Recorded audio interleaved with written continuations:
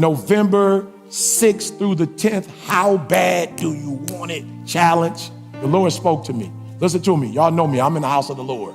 There's no gimmicks, right? This is no gimmicks. God told me for that week to speak to your heart. There are those of you like me, you know, I struggle with reading, and God let me slay that giant. I had a strained relationship with my mom. God let me slay that giant. Me and my biological father didn't have a relationship. God let me slay that giant. I went from a GED to a PhD. God told me to spend a week with you, a week, and not do no motivational stuff. Like for those of you who watch me, Instagram, TikTok, whatever, God was like, no motivational stuff. I want you for a straight week to share with them the solutions and the strategies from the Bible that I gave you that revolutionized your life. Listen to me, it's free. It ain't gonna cost you a dime. And so God told me moving forward in 2024, I've been lazy, y'all. I'll do a hour keynote, and we'll take a piece of that keynote and we'll put it up on Instagram. Like nothing direct. I don't talk to you. And God was like, that was the NFL, bro. Like that, they listen out of context. That was a corporate gig. They listened out of context. That was the Success Series for some 18-year-olds. That was out of context. You have not coached them directly. In the name of Jesus Christ, I'm gonna walk you through the Bible. And I'm gonna show you when I was homeless, how bad I wanted to be where I am right now. And how I submitted myself to the Lord. And I gave my life to Christ and how he changed everything for me. No gimmicks.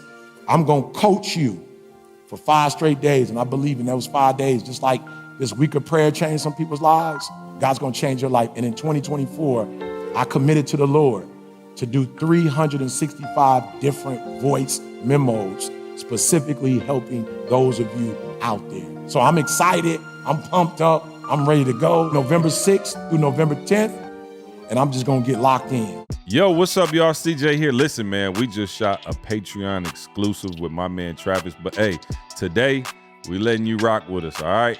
This the one time we giving you this Patreon episode as a bonus free. Check it out. If you like it, go to the Patreon, S2S podcast, subscribe. We got brand new, fresh content. For those of y'all who are fans of the regular pod, of course, we always gonna be giving you that, but we're gonna show you an in-depth look, behind the scenes, new guests, fresh material on the Patreon. So make sure you check that out, man. But stay tuned. This interview is incredible, man. This story, man, never heard nothing like it. So check it out. Let us know what you think. S2S Podcast. Appreciate y'all. St. Louis finest, Thi'sl in the building. But the crazy thing is when I got shot, so I'm walking somebody to the car, I get shot, and the dude starts shooting from behind me. I had a problem with God. And I literally said, God, show me what's wrong with me. You can't control this power for so long. I'm gonna be a different type of beast. Brace yourself.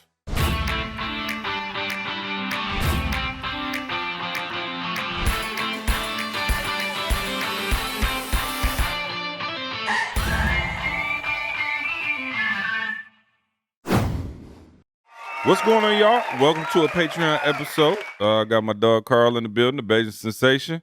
Douglas is in the building. I'm used to getting Feeling skipped good? over for Jamal King. Oh yeah, no, Maul left us. He had to go build some properties, make real estate property real. away. One property away. One property away. Just a bigger property. From success. That's right. But we got a special guest in the building, man. My man Thi'sl Yes, sir. is here.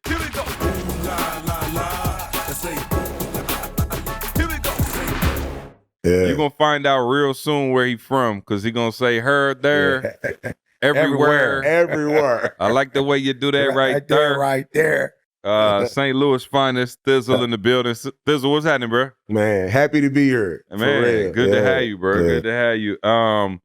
If y'all don't know Thi'sl, you might recognize him when we play this video. The man that went viral, as the kids like to say. You know, we had our viral moment back in the day with when you want to succeed as bad as you want to breathe. And Thi'sl, you had a viral.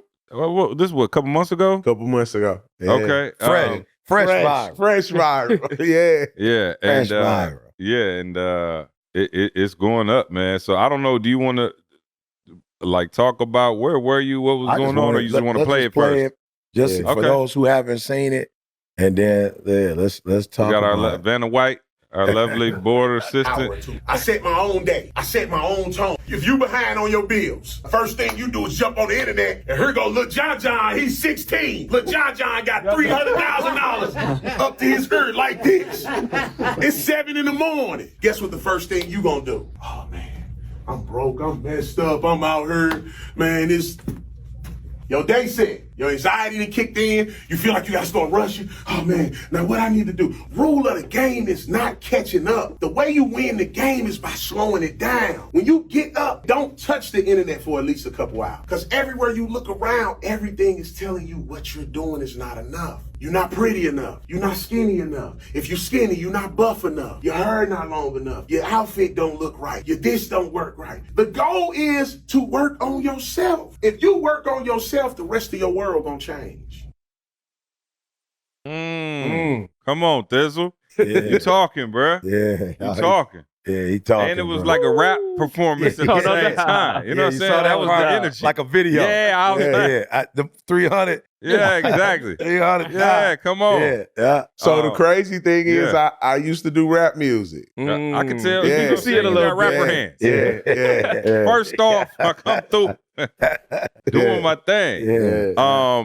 So man, first of all, that's phenomenal. And I think again, man, the energy in which you delivered it was so genuine. That's why I tell people all the time, is like, yo, it's got to come from a genuine place where you like, man, like we've heard that before, but we've never heard it with that energy in that way. And I think when you said it, it resonated with everybody.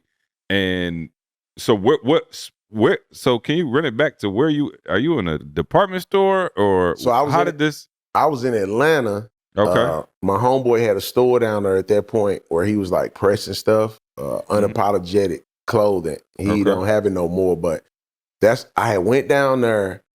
It's crazy. I was in this transition point. Yeah.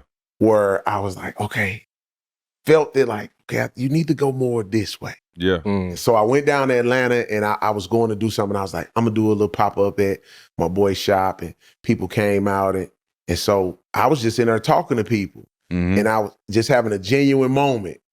Like, man, like I'm looking at their faces and I'm like, let me talk to them about where I think they're at. Yeah. But it was also one of them things where it's where I was at.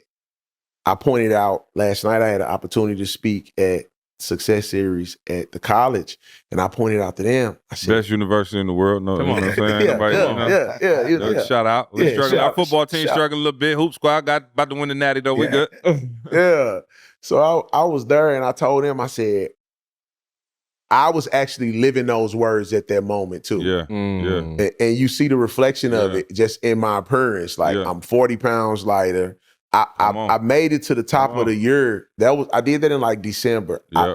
When I got to the end of the year, my New Year challenge to myself was this year I'm applying everything I know. Yeah. I don't just want to know it. Yeah. I want to apply the stuff I know. I'm gonna take little bitty pieces of what I know and apply it. And so when I got there, that's what I was talking to them about. Yeah. I'm like, what man, you was applying. like this what I'm about to apply to this one. Like, so you got to set your own tone. Yeah. If you wake up in the morning and the first thing you do, man, your mind, our mind is our most powerful tool. Yes, sir. So if my mind is not clear, nothing I'm gonna do that day is gonna be clear. When I wake up in the morning, first thing I do is jump on the internet and I see this person died or this person died. Or like I said, you go on there, man, you see the little young boys, you on your way to work and you gotta go clock in and you already struggling and you like, man, I'm behind on this, my lights and my gas. And then you log on there and here go little John. He is in his room, in the closet, in an apartment building in the projects with $300,000. People start questioning their whole life. Like, man, what am I doing? Am I doing something right? And it's like, yeah, you are doing something right. The thing you just did wrong was waking up and looking at the internet to give you the direction of what your life is. I tell people all the time, I think one of the biggest blessings we had back when we started is the internet wasn't the internet back then. So we ain't had nothing to look at. We ain't know what, like, we ain't know, you know what I'm saying? I think we knew people had money or people was doing, but like, it wasn't like we turned on the internet every day and was looking like, oh, look at dude doing, look at what he doing. All you really seen was your people in your everyday life. That's it. And now it's like, you have such exposure to anything, which is a good thing on one hand, right? Because you can expose kids to a new world and, you know, they can connect with people from all over the country. But then what you're talking about now is what is mostly used for is comparison. Yeah. And we always say comparison is the thief of joy. Yeah. And it's like, bruh, everything is relative when you get down to it. You know what I'm saying? Like, no joke, it's people in other parts of the world right now who would die just to be safe. Right. They not even on no money. Yeah. They like, fam, I'm worried about dying every day. You know, and so there are, you know, to your point, when you wake up and reflect and go internally and say, hey, this is what I'm grateful for. These are the things that I'm grateful I have. I might not be up financially as much as the next man, but I might be healthier than them. I might have this. I might have my wife might hold me down. My man might be you know what I'm saying? So you never know. So I just think that's fantastic. I want to get into some of the backstory. I was quiet while you was talking because I didn't want to go too much there before we turn the cameras on. When you pod, you got to say the conversation because I want to hear it for the first time and be, kind of like a fly on the wall. But you're from St. Louis. What part of St. Louis? So I grew up on the west side of St. Louis. Okay, where's Nelly from? Nelly is from a place called U City. Okay, where Willie Moe from? Willie Moe is from Berkeley. So so St. Louis has this weird little municipality breakup. So it's like one big place, but it's broke up into 1,000 little pieces. Okay. So it might be one place they say this is Berkeley, which is it'll be like this is Kinlock, and Kinlock only has 3 streets.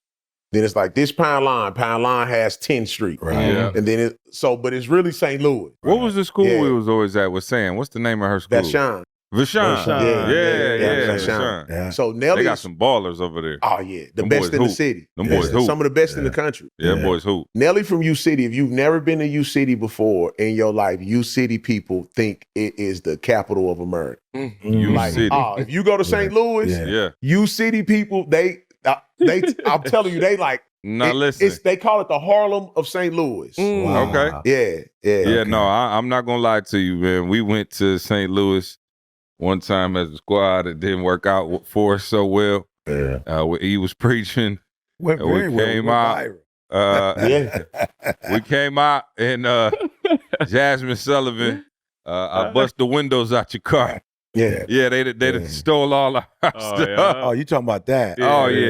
St. We Louis was there. is different. No, I wasn't talking about.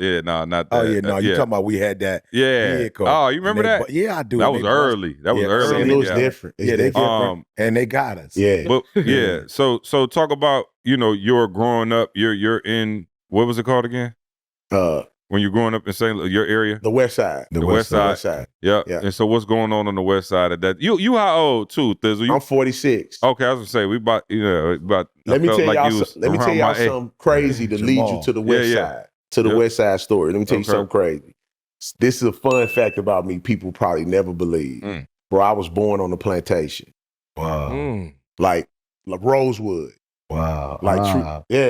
Straight born on a plantation that looked like Rosewood. I'm talking about wood and tin houses, cotton fields. When I was born in Minnesota, Mississippi in 1977. Oh, I believe. And when I was born, you said Minnesota. Yeah. When I thought you were about to say Minnesota. I said Minnesota. When I was born there, the population was 440 people. Wow. When I was born there, and so. My uncle, this is how we got to the West Side. My uncle James, his name's James Billingsley, visionary, black man, on a plantation. He had this idea to leave. So my family, of course, were they were sharecroppers. After slavery, nobody left. Yeah. So they stayed. I'm talking. This is off in the woods, bro. Like 30 minutes down a dirt road. Like nothing back there where I was born at. My uncle, he had this vision. He like, I'm moving to St. Louis in the late 60s. My uncle moved to St. Louis as a black man in the late 60s. He started working at General Motors in the 60s. Sound familiar. He worked at General Motors, saved money, bro, bought a 6-family flat apartment building on the West Side in the early 70s. Come on. Came back to the plantation. He knew he got my great grandma, Big Mama, we called her. He got all of his siblings, his brothers and sisters. My grandfather was his brother. He got my grandmother and all of their kids. They had 9 kids, 10 including me, because I was like the child too. got all of us, packed us up, moved us to St. Louis. He knew his whole family worked the heavy machinery on the plantation. Yeah. He came back to St. Louis, brought all of us there, and he bought construction equipment and started a construction company in the 70s. Yeah, pull up a chair, man. So that's how we ended up on the west side of Okay. St. Louis. So when we moved there, I don't know too much about when at the point of early age, you know, you got glimpses and pieces here and there. It was a predominant area, like nice neighborhood, you know, when we first got there. But then when I was probably like 6th grade, where I remember the day my homeboy came to school, he had a shirt on. But now before this, we was fighting. You had the neighborhood gangs, the crew to this, these people this. It was fighting, it was cool. Then you'll see the people somewhere else. You might fight some more. My homeboy came to school, he had this shirt buttoned up to the top. It was all the way down. He had shades on. I walked up to him at the gate. I said, bro, what are you doing? He said, I'm a Crip. I said, you a what? Right. He said, I'm a Crip. And he threw up a C. We still was like, me and my cousin Tank, we like, what are you talking about? All he said, go home and watch Colors. We was like. That was that. That'll tell you what I'm doing. Yeah, we was like. Hey, everybody remember Colors. Yeah, so we like, what? Yeah. He like, go watch Colors. We like, all right, man. You'll find out what I'm on. So we go home, we watch you Colors. Come back with a new respect for me once you see the movie. Yeah. As soon as I saw it, that's what I said. Training session. I said, I'm a Crip too. So as I started watching it. Then, man, after that. So you became a Crip too after you watched it? I was a Crip out the Colors, but then my whole neighborhood was blood. So was that like my Cripping didn't last long. That was the initiation. That was the You had to go initiation. watch it. Yeah, my Cripping was short-lived. Because my big homies was like, you can't be a Crip. Like, that's not what we doing. So what did y'all wore blue for a couple days? I did. Because I was always like, I want to be different, even then. So I'm like, everybody bloods, I'm a Crip. But I was from the hood, my family, so you got to think, when you got a 6-family flat apartment building in a neighborhood, every school we went to, elementary, middle, high school, it's 15 of us at every school. Absolutely. So we had our own gang everywhere we went. So I'm integrated in the neighborhood. All the dudes over there, I know them, we done grew up together. So I was the Crip, everybody was Bloods, and one day my friend came to me, he's like, bro, why do you do this? He's like, just stop. I'm like, all right, whatever.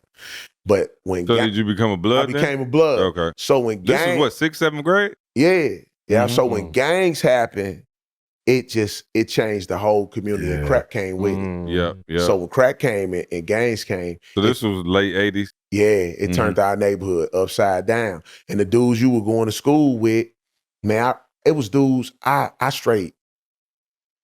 I want to say love, like you growing up, you like these dudes, y'all cool. Man, I'm talking about I had a homeboy, man, he used to come to my neighborhood, but his neighborhood of dudes was Crips. And so it lasted so long, he would come walk over there, he'd come, I'd meet him, like me and him hanging out. And one day he came, and my partner was like, he can't come over no more. And I'm like, bro, you tripping, like. And so I'm like, I'm telling him, like, I ain't gonna let them do nothing to you, which I didn't, like, cause anybody else, they probably jumped them, tried to do something like, y'all can't do nothing to bro. But my one homeboy was just adamant, like, dawg, I don't like him. Like, he can't come over. So, dude, he wasn't no punk. He like, man, I don't really like you neither. So I'm like, y'all want to fight? Go ahead. Right. So they end up fighting. But the crazy thing is, so I ain't let nobody jump them. They fought. Man, the crazy thing is, me and dude was so close. The next time I saw him, I was riding on the back of my cousin truck. You know how you be on the back of the pickup. It's a bunch of us. We laughing, playing. My hat fall off. And it's in their neighborhood. So when it fly off, my cousin's like, you want your hat? I'm like, yeah, go back. So when we turn around to go back, I see dude, he on the bike. So I'm like, this is my partner. Man, dude rolled down right where my hat was at, stopped, dropped the bike, got off, and was like, go on, get off the truck. I got off the truck and we fought. Wow. But this was my straight, like my boy. And when gangs came, it was like, it was different. It was like, dang, so, you know, it separated everybody. Like, and it turned the neighborhood into a war zone. And then with crack, you got to think about with crack, nobody knew what it was. So everybody was, the dudes selling it, but the people smoking it. And so when that happened, bro, it turned our whole neighborhood and that's, upside you know, down. that's the crazy thing is like, new crackheads, y'all should be ashamed of yourself. Right. You know what I'm saying? Yeah. You y'all know, know you know about it. crack here. Yeah. You try and crack now, you know. you wanted that You smoke. different. You No different. pun intended. Yeah. Yeah. But back then, like, you know, and I'm gonna get my mother-in-law on the pod too, you know, shout out to her, but she was like, bro, they was just at a party. And everybody thought it was like the new weed. party drug, like, yeah. oh yeah, it ain't even that deep. You think when it Yeah. like crack at some point was just new. Nobody knew what it was doing. Yeah. And so she was at a party and they was just like doing like, I don't want none of this. You know, everybody's having a good time. And so it's like you think about how it devastated the community because in our minds, like me, I'm 40, so crack, you know, that was you hear about crackheads and stuff. It was like, oh man, listen.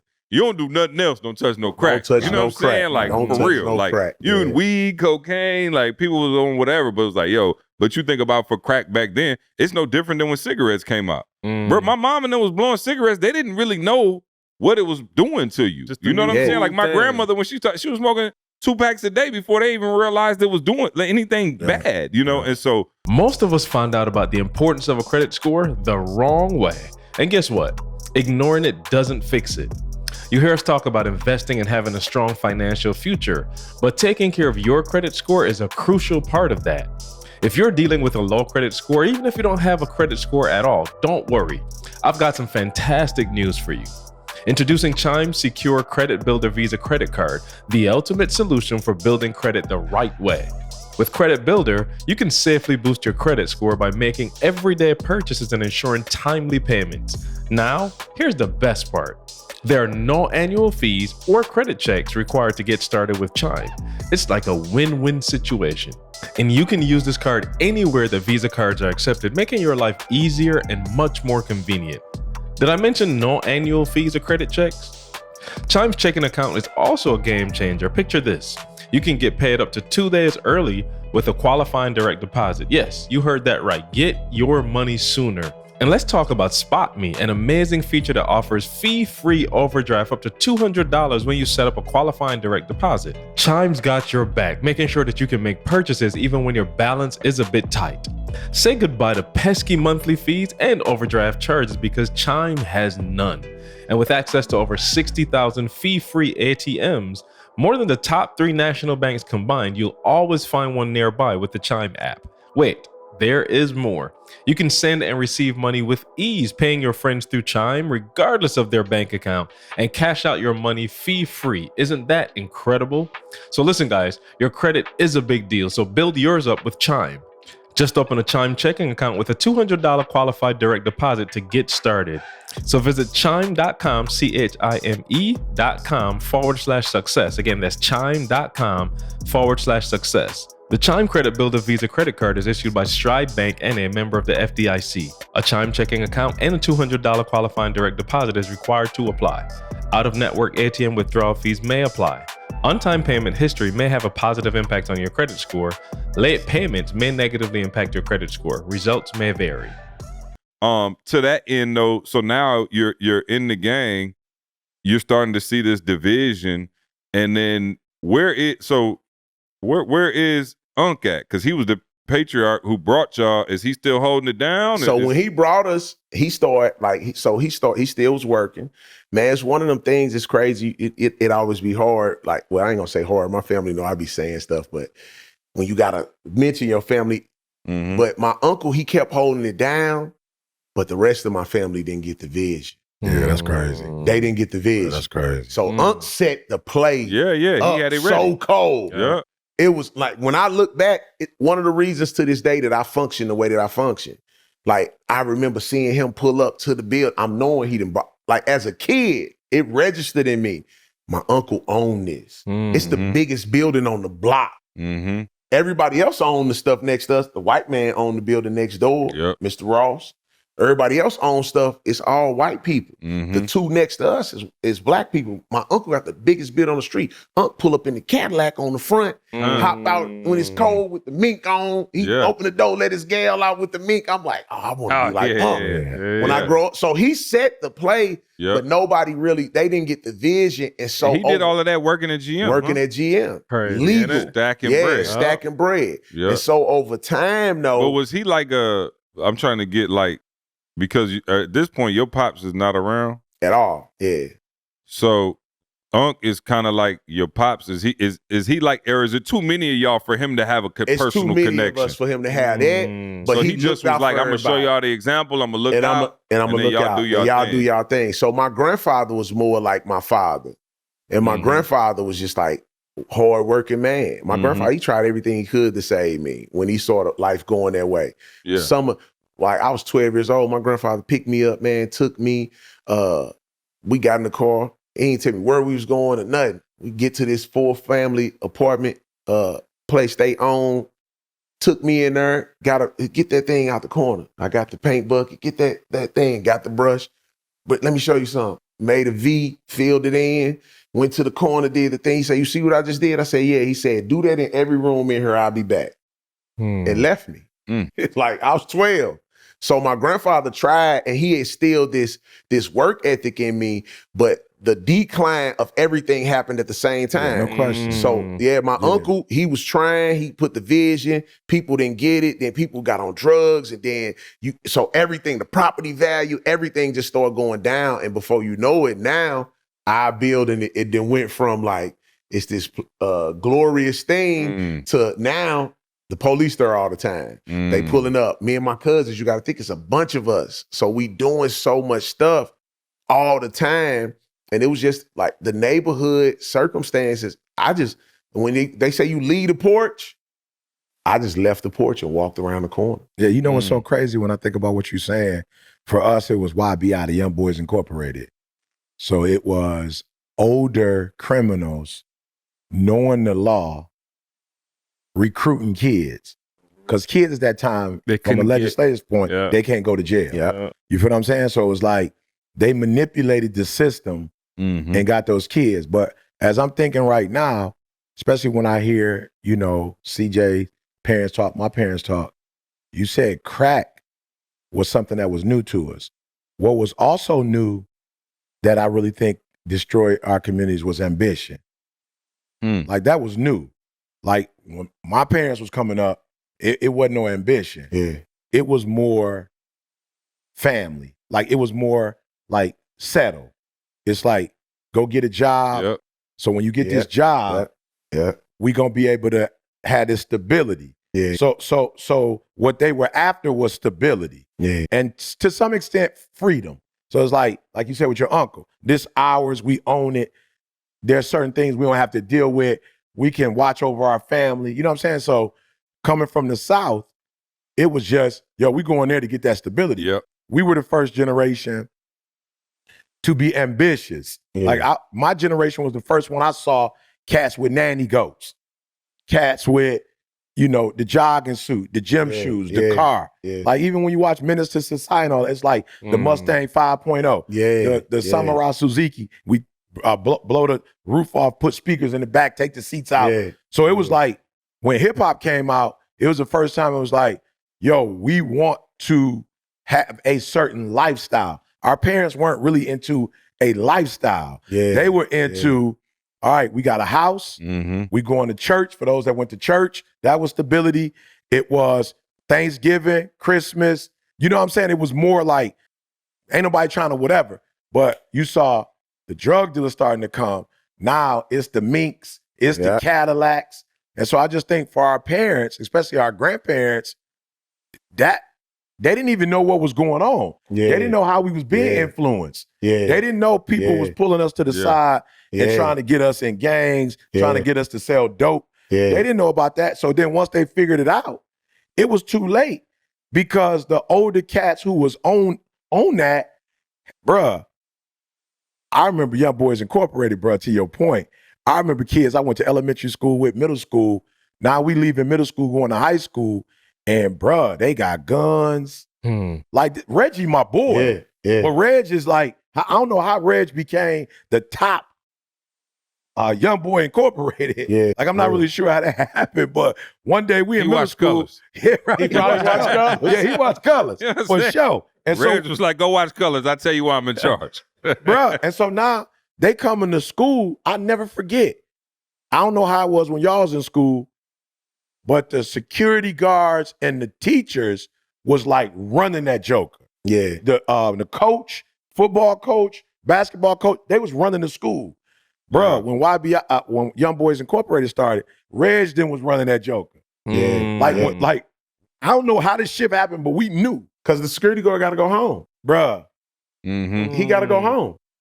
And he wasn't even on. Yeah, so everything, to your point, everything changed, Yeah. bro. And I don't know that that's how it happened for me though. When I was out, like when I was young, like 12 or so years old. Yeah, because I'm 53, so that would have, you would have been, My mom had her issues then. My dad was gone. So the older dudes in the neighborhood, they knew. Yeah. They saw me. They was like, and one of them came to me and was like, man, what you be, I know you live in that house. Like, what you be doing? And I'm like, and the moment he asked me, the crazy thing is I was sitting there hungry because we ain't had no food. So he like, man, come on, I'm show you how to make some money. And I'm like, all right. And that was it, you know? Say that part you said last night. Phenomenal. Not that the two of you need it, but some of our listening audience might need it when you were like, cats going to jail. Like, okay, I get it. You going to jail, but you leaving your kids. Oh, yeah. Yeah, tell them that part. So just the way that I've lived as a youngster, man, I probably been buried like 25 of my friends. So I had like 5 cousins that I grew up with. Well, I was one of the 5. It's only 2 of us left. The other 3, they dead. But over the years, I've had the opportunity to watch people's children grow up without their fathers. Mm-hmm. So that's the part of the game people don't tell you about. Mm-hmm. So it all look, and now it's so crazy. Now you see the young kids, they at the funeral and the daddy died. I've had opportunity to see it happen. And I told you, your kids get left with the hyenas. They don't get left with the lions. Mm-hmm. It's the hyenas that's gonna raise your children. It's the creepy old dude that's gonna see your daughter and know her daddy dead. You know what I'm saying? Know it. Yeah, they know like her daddy dead. She needs money. She don't have things.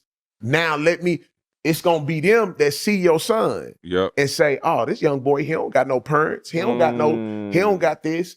They're gonna take your children. I think people don't have a proper understanding of how evil some people are.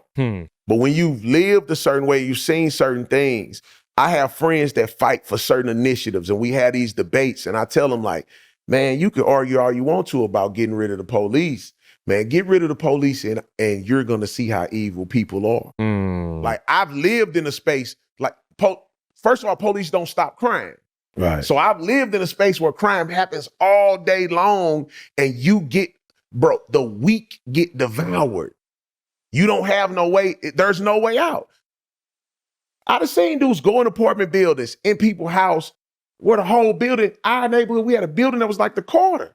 Like everybody in the building were drug addicts. And if you weren't a drug addict, you still not gonna say nothing. You got people in the hallway having sex. They selling dope. People got guns, they gambling. Like everything is going on. You don't have no control when there's no law. So think about when you leaving your children to them people. So when you die, you can't control that. You can't control that. You in jail, you in prison for 20, 30 years. And we talked about that last night. I just saw this dude I know put a post up, and you see the dudes now, they be having the phones, and I'm here, and we cooking, and look, we having a fashion show. Man, I don't care what you having. Fashion show. You can have a time, like, dude. In the joint. In the joint. Dude put a post up, I'm eating ribeye and woo. Man, you can have a tomahawk steak with the bone. Man. You can have champagne. It's a grown man about to come and tell you to go to bed. Your son outside, you can't get out there to help him. Somebody doing something to him. What you gonna do? Yeah. And that's the part when he said yesterday, I was like, Bruh's in there with a tomahawk. Yeah. That's what, bruh. But it's a mentality. But that's why I said Carl got a jail story. He'll tell you later. Yeah. Who do you? Carl. Carl had a prison story. Oh, here he go. Hey. Carl got touch my body. He wasn't in prison though. He wasn't in prison. Carl got look at Corshawn. Corshawn in the building. He didn't get inside. Corshawn in the building. Carl Corshawn came in the up building. there. They seen Carl little tenderoni. Dang, bro, my bad. Oh, you bro, good. they had Carl in there, He gonna man. do it anyway. We'll say He was that gonna for find I'm a gonna another say way. time. you here or not. Yeah. C We'll gonna say that get for it. another He gonna time. get it anyway. So go back. Let's go back. So Yeah. now, buddy, come up. You want to make some money? I'm assuming he about to Yeah. show you the crack game. Yeah. Get you going. But he wasn't the first person to show me. Yeah. First time I saw crack, I was 6th grade in the classroom. My homeboy left 5th grade struggling. You know how you see the kids, you know they ain't got nothing. And, man, my homeboy came back to school in 6th grade, looked like he had signed a record deal. 6th grade. I'm talking about he come in class, bro. Pocket full he of got money. money so big in his pocket, bro. Like it's crazy. He just in the class at the desk like this, 6th grade. Wow. He ain't doing no work or nothing. He just counting money in the class. So I'm like, bro, where you get that money from? He like, I sell rocks. I ain't my head. I'm like, Right. outside off the Right. ground. Like I'm Right. like, Yeah, yeah. Right. so that was the first place I saw crack. Okay. So after that, when dude came to me, like, man, I'm like, let's go, cause You already saw what it was going. I saw where it was going. I Producing. saw what people was doing, and there was another factor at play. I'm 12 years old, and I don't got nothing to eat. Yeah. Mm-hmm. It's like I'm finna eat or starve.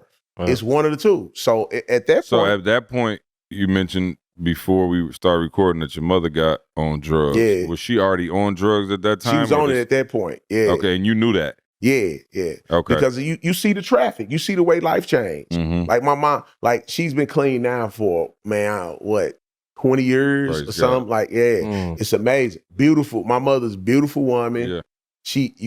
You saw the transition in her life then. Saw her going. But one thing, So was y'all straight before that? before that we were straight. My mom worked. My mom Yeah. was one of them people like you say a dog. My mama will she will work. Yeah. She was the mama that's like, oh, her. Yeah. I we got good. 5. True story. I got 5 White Castles. It's you and your brother. Her. Y'all eat. I ain't eating nothing. Be Mhm. ready for school in the morning. Yeah. We walk to school. However far it is. She was one of them parents, like, she made sure we was cool. And then she worked so much. So in the beginning, we was always cool. We had all the shoes, anything, and whatever you thought you wanted. Mhm. So you saw that transition happen in every aspect. Yeah. And once it did, I didn't know how far it was going to go with my mom or where she was going to end up. All I knew was today I don't have food.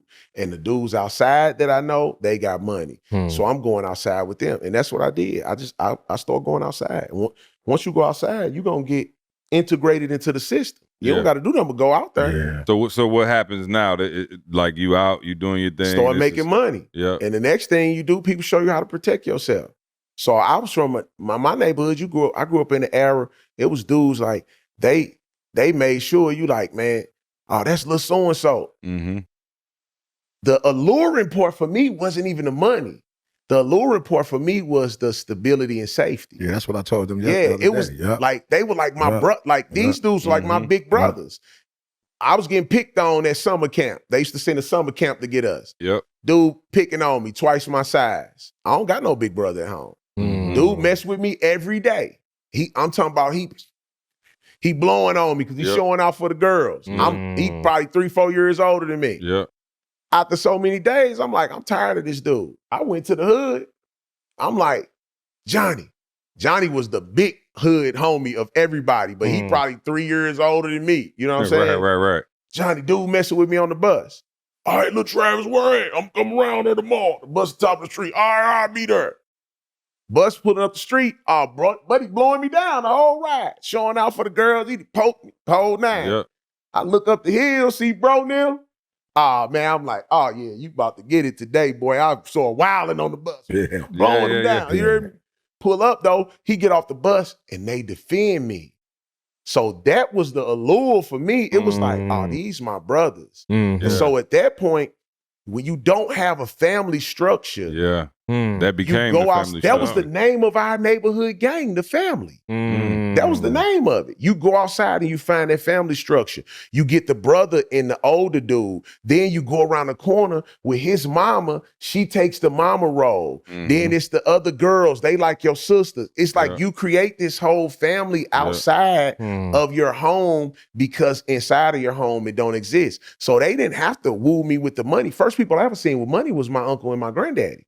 I walked in my granddaddy room as a young boy. My granddaddy had an envelope with $13,000 on the thing and a demolition bid. I'm like, what's that? He tell me, this how you get it. You do So my uncles was the first dudes I seen with Cadillacs, fur coats. They was working real jobs. So the money So didn't why you think allure your me. let me take this back, because why you think your uncle and your grandfather, like their example, and you mentioned your grandfather being like your pops, why do you think that pull wasn't strong enough to keep you from the streets? Because it was the Granddaddy it was the working, they had money, outside. they It was was- showing but you. it was how there was the life looked like. outside. Yeah, outside, And bro. once you go out there, Yeah. so you got to think, once you go out there, you become a part of it. Yeah. If once I left out my house, and then at a certain point, bro, people knew me.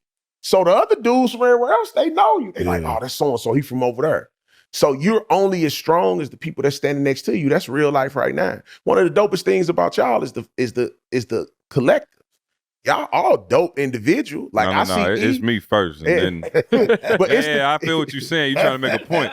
But No, I'm saying I'm saying, like, I stand collective. alone in It's this. your first time with it. Oh, no, it's, I Yeah, love come it. on, no. Don't gas them up like that. It's the Yeah. collective. Yeah. So it's like, oh, it's them.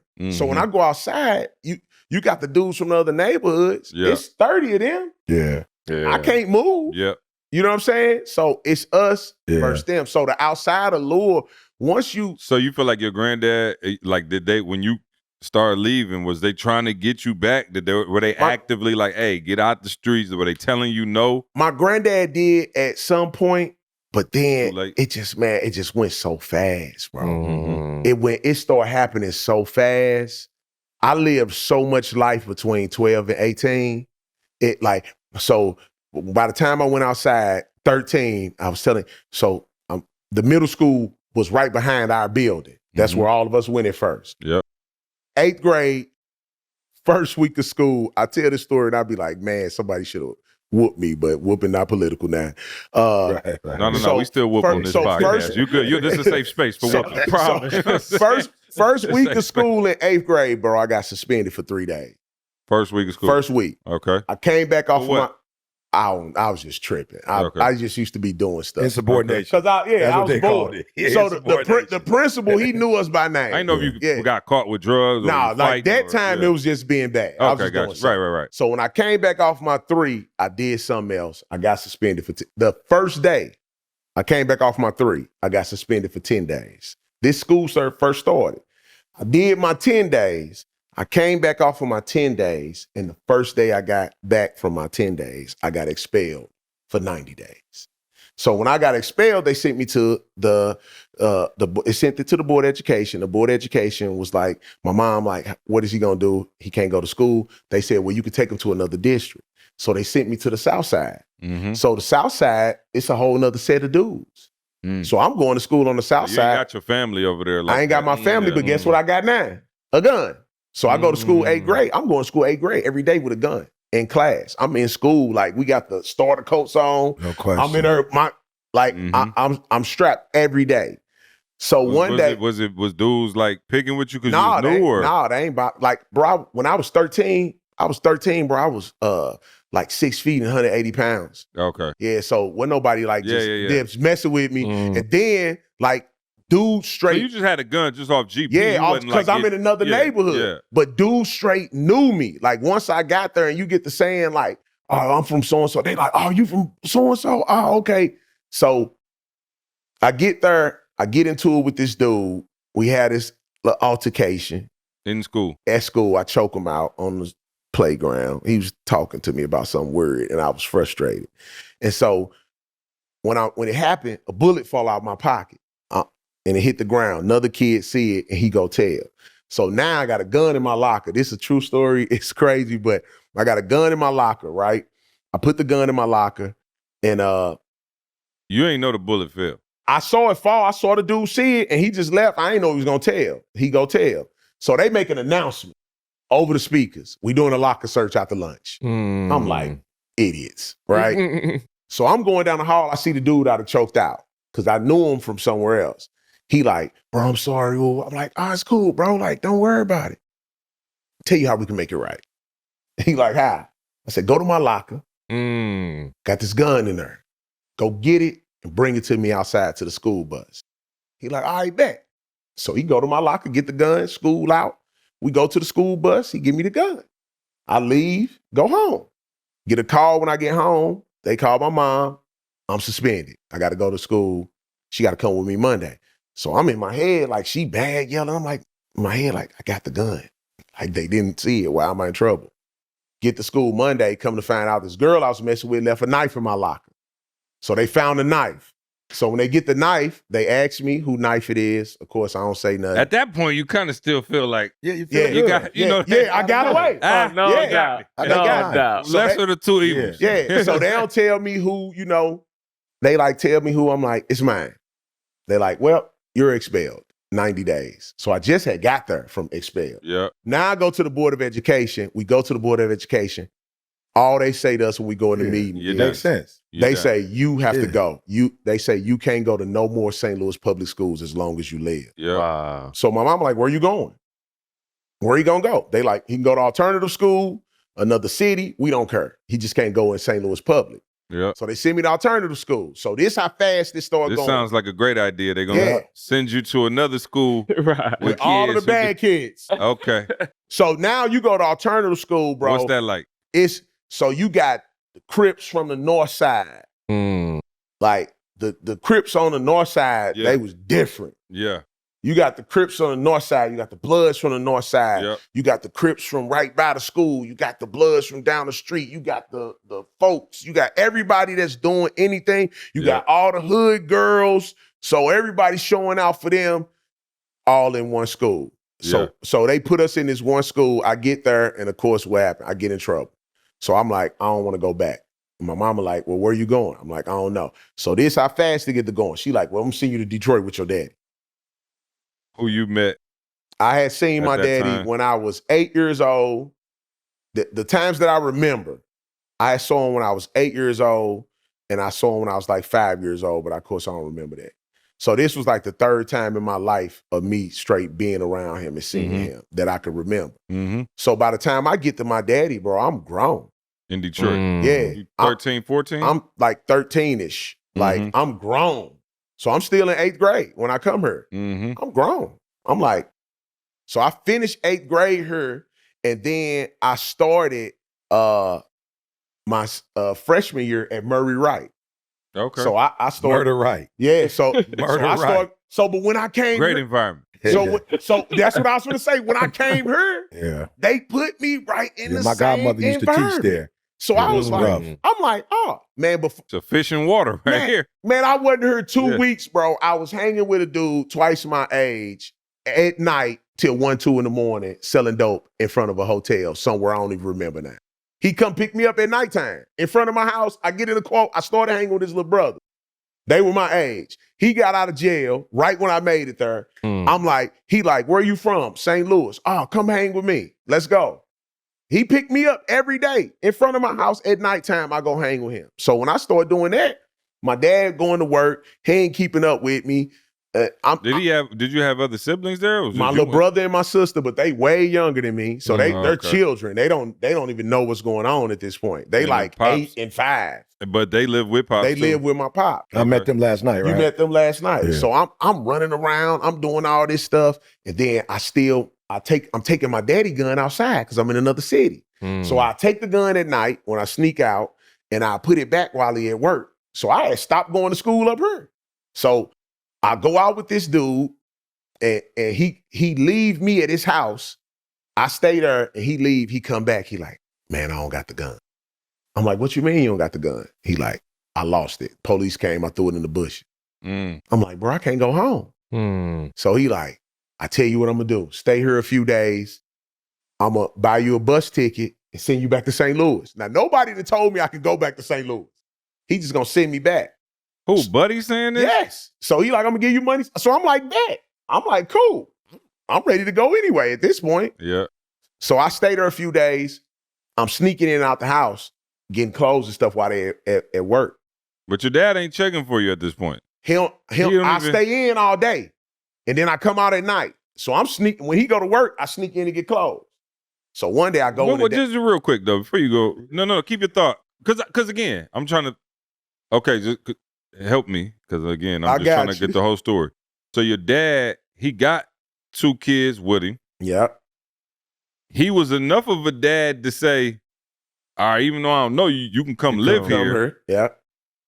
So I'm just trying to figure out what that dynamic is like, because it's weird that if I'm gonna be a daddy, you coming in my house, it seemed like I'm about to have you try to get you tight work. Oh, yeah. And the way you kind of alluding to the relationship is kind of like you a stranger just with a room there. Kind of was.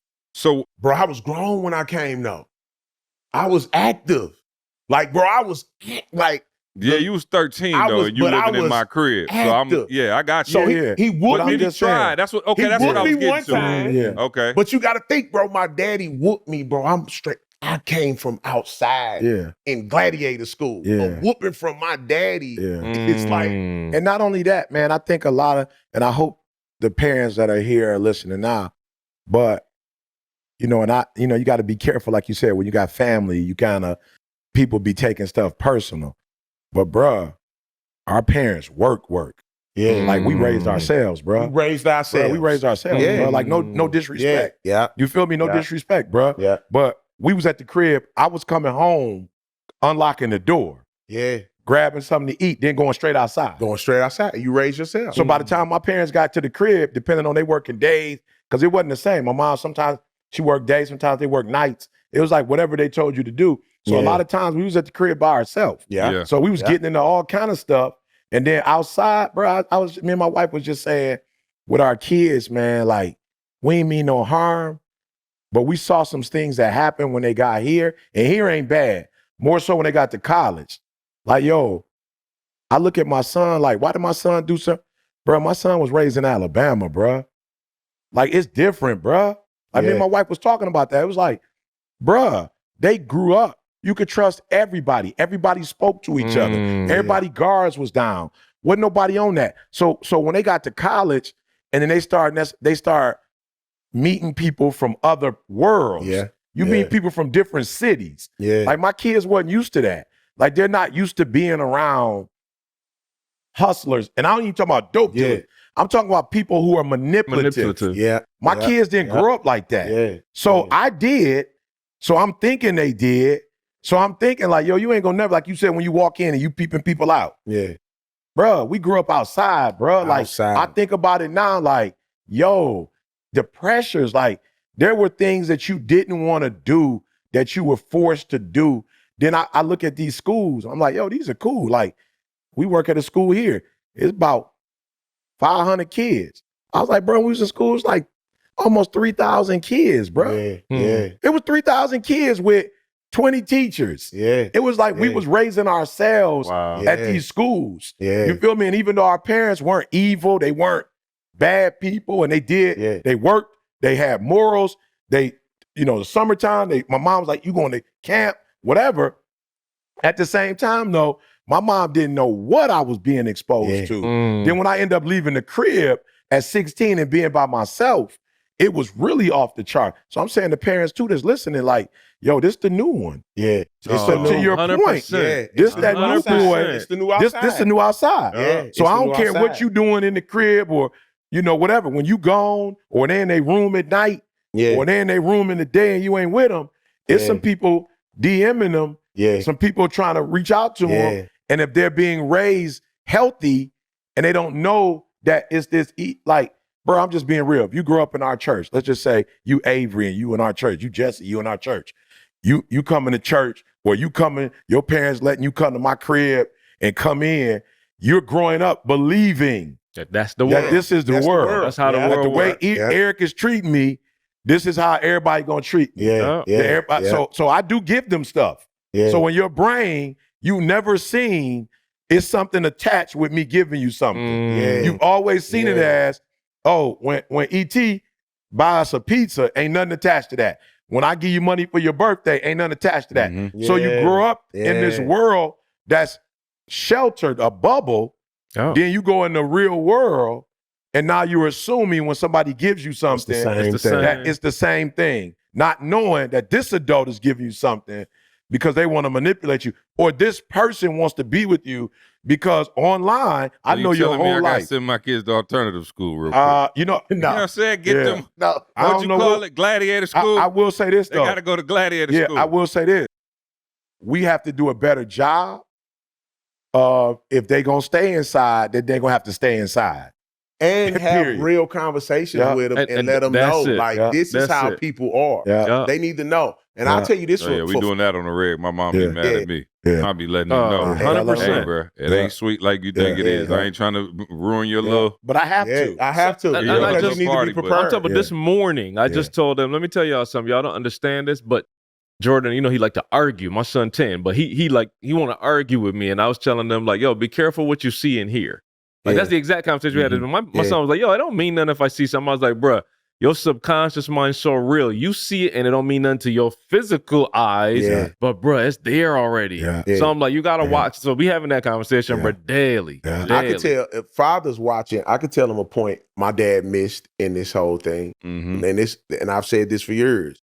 When I went and I took that gun and I went outside and the gun got stole. So I went back to get clothes one day and he was there. So you know how you just send somebody on the other side of the door? I'm Yeah. like, somebody on this door. Mm. So before I turned it, I'm like, somebody in there. I start running, he chased me, I get away, call my grandma. I'm like, hey, Well, I need- because he looking for the gun. yeah, he looking for me now. So I've been gone a few days. Right, right, right. And the gun. But he 'cause know the gun. Okay, gone. gotcha. Yeah. So I'm like, call my grandma. Grandma, can I come home? She like, I'm telling her, like, I'm doing the same thing up here. I might as well be at home. She like, you can come home. So we go. I go to her brother's house. My grandmother's brother, my uncle, he lived up here. And he take me to my father's house to get my clothes so I can get on the bus to go home. When I was on my way there, so the crazy thing about me, as much as people rejected me or shifted me around everywhere they felt like they could, I always had this thing where I actually wanted my daddy to come save me. So I was looking for him to save me, like just being honest. Mm-hmm. So I was on my way to that house. He had whooped me one time. I didn't care. I'm like, I got a whooping. Okay, whatever. I was on the way to the house. I painted the scenario in my head. I said, when I get here, he gonna whoop me. He gonna ask me where the gun. I'm gonna tell him what happened. I'm gonna apologize. And I visualized him. It's gonna be all right. We gonna, it's you cool. Go to the room.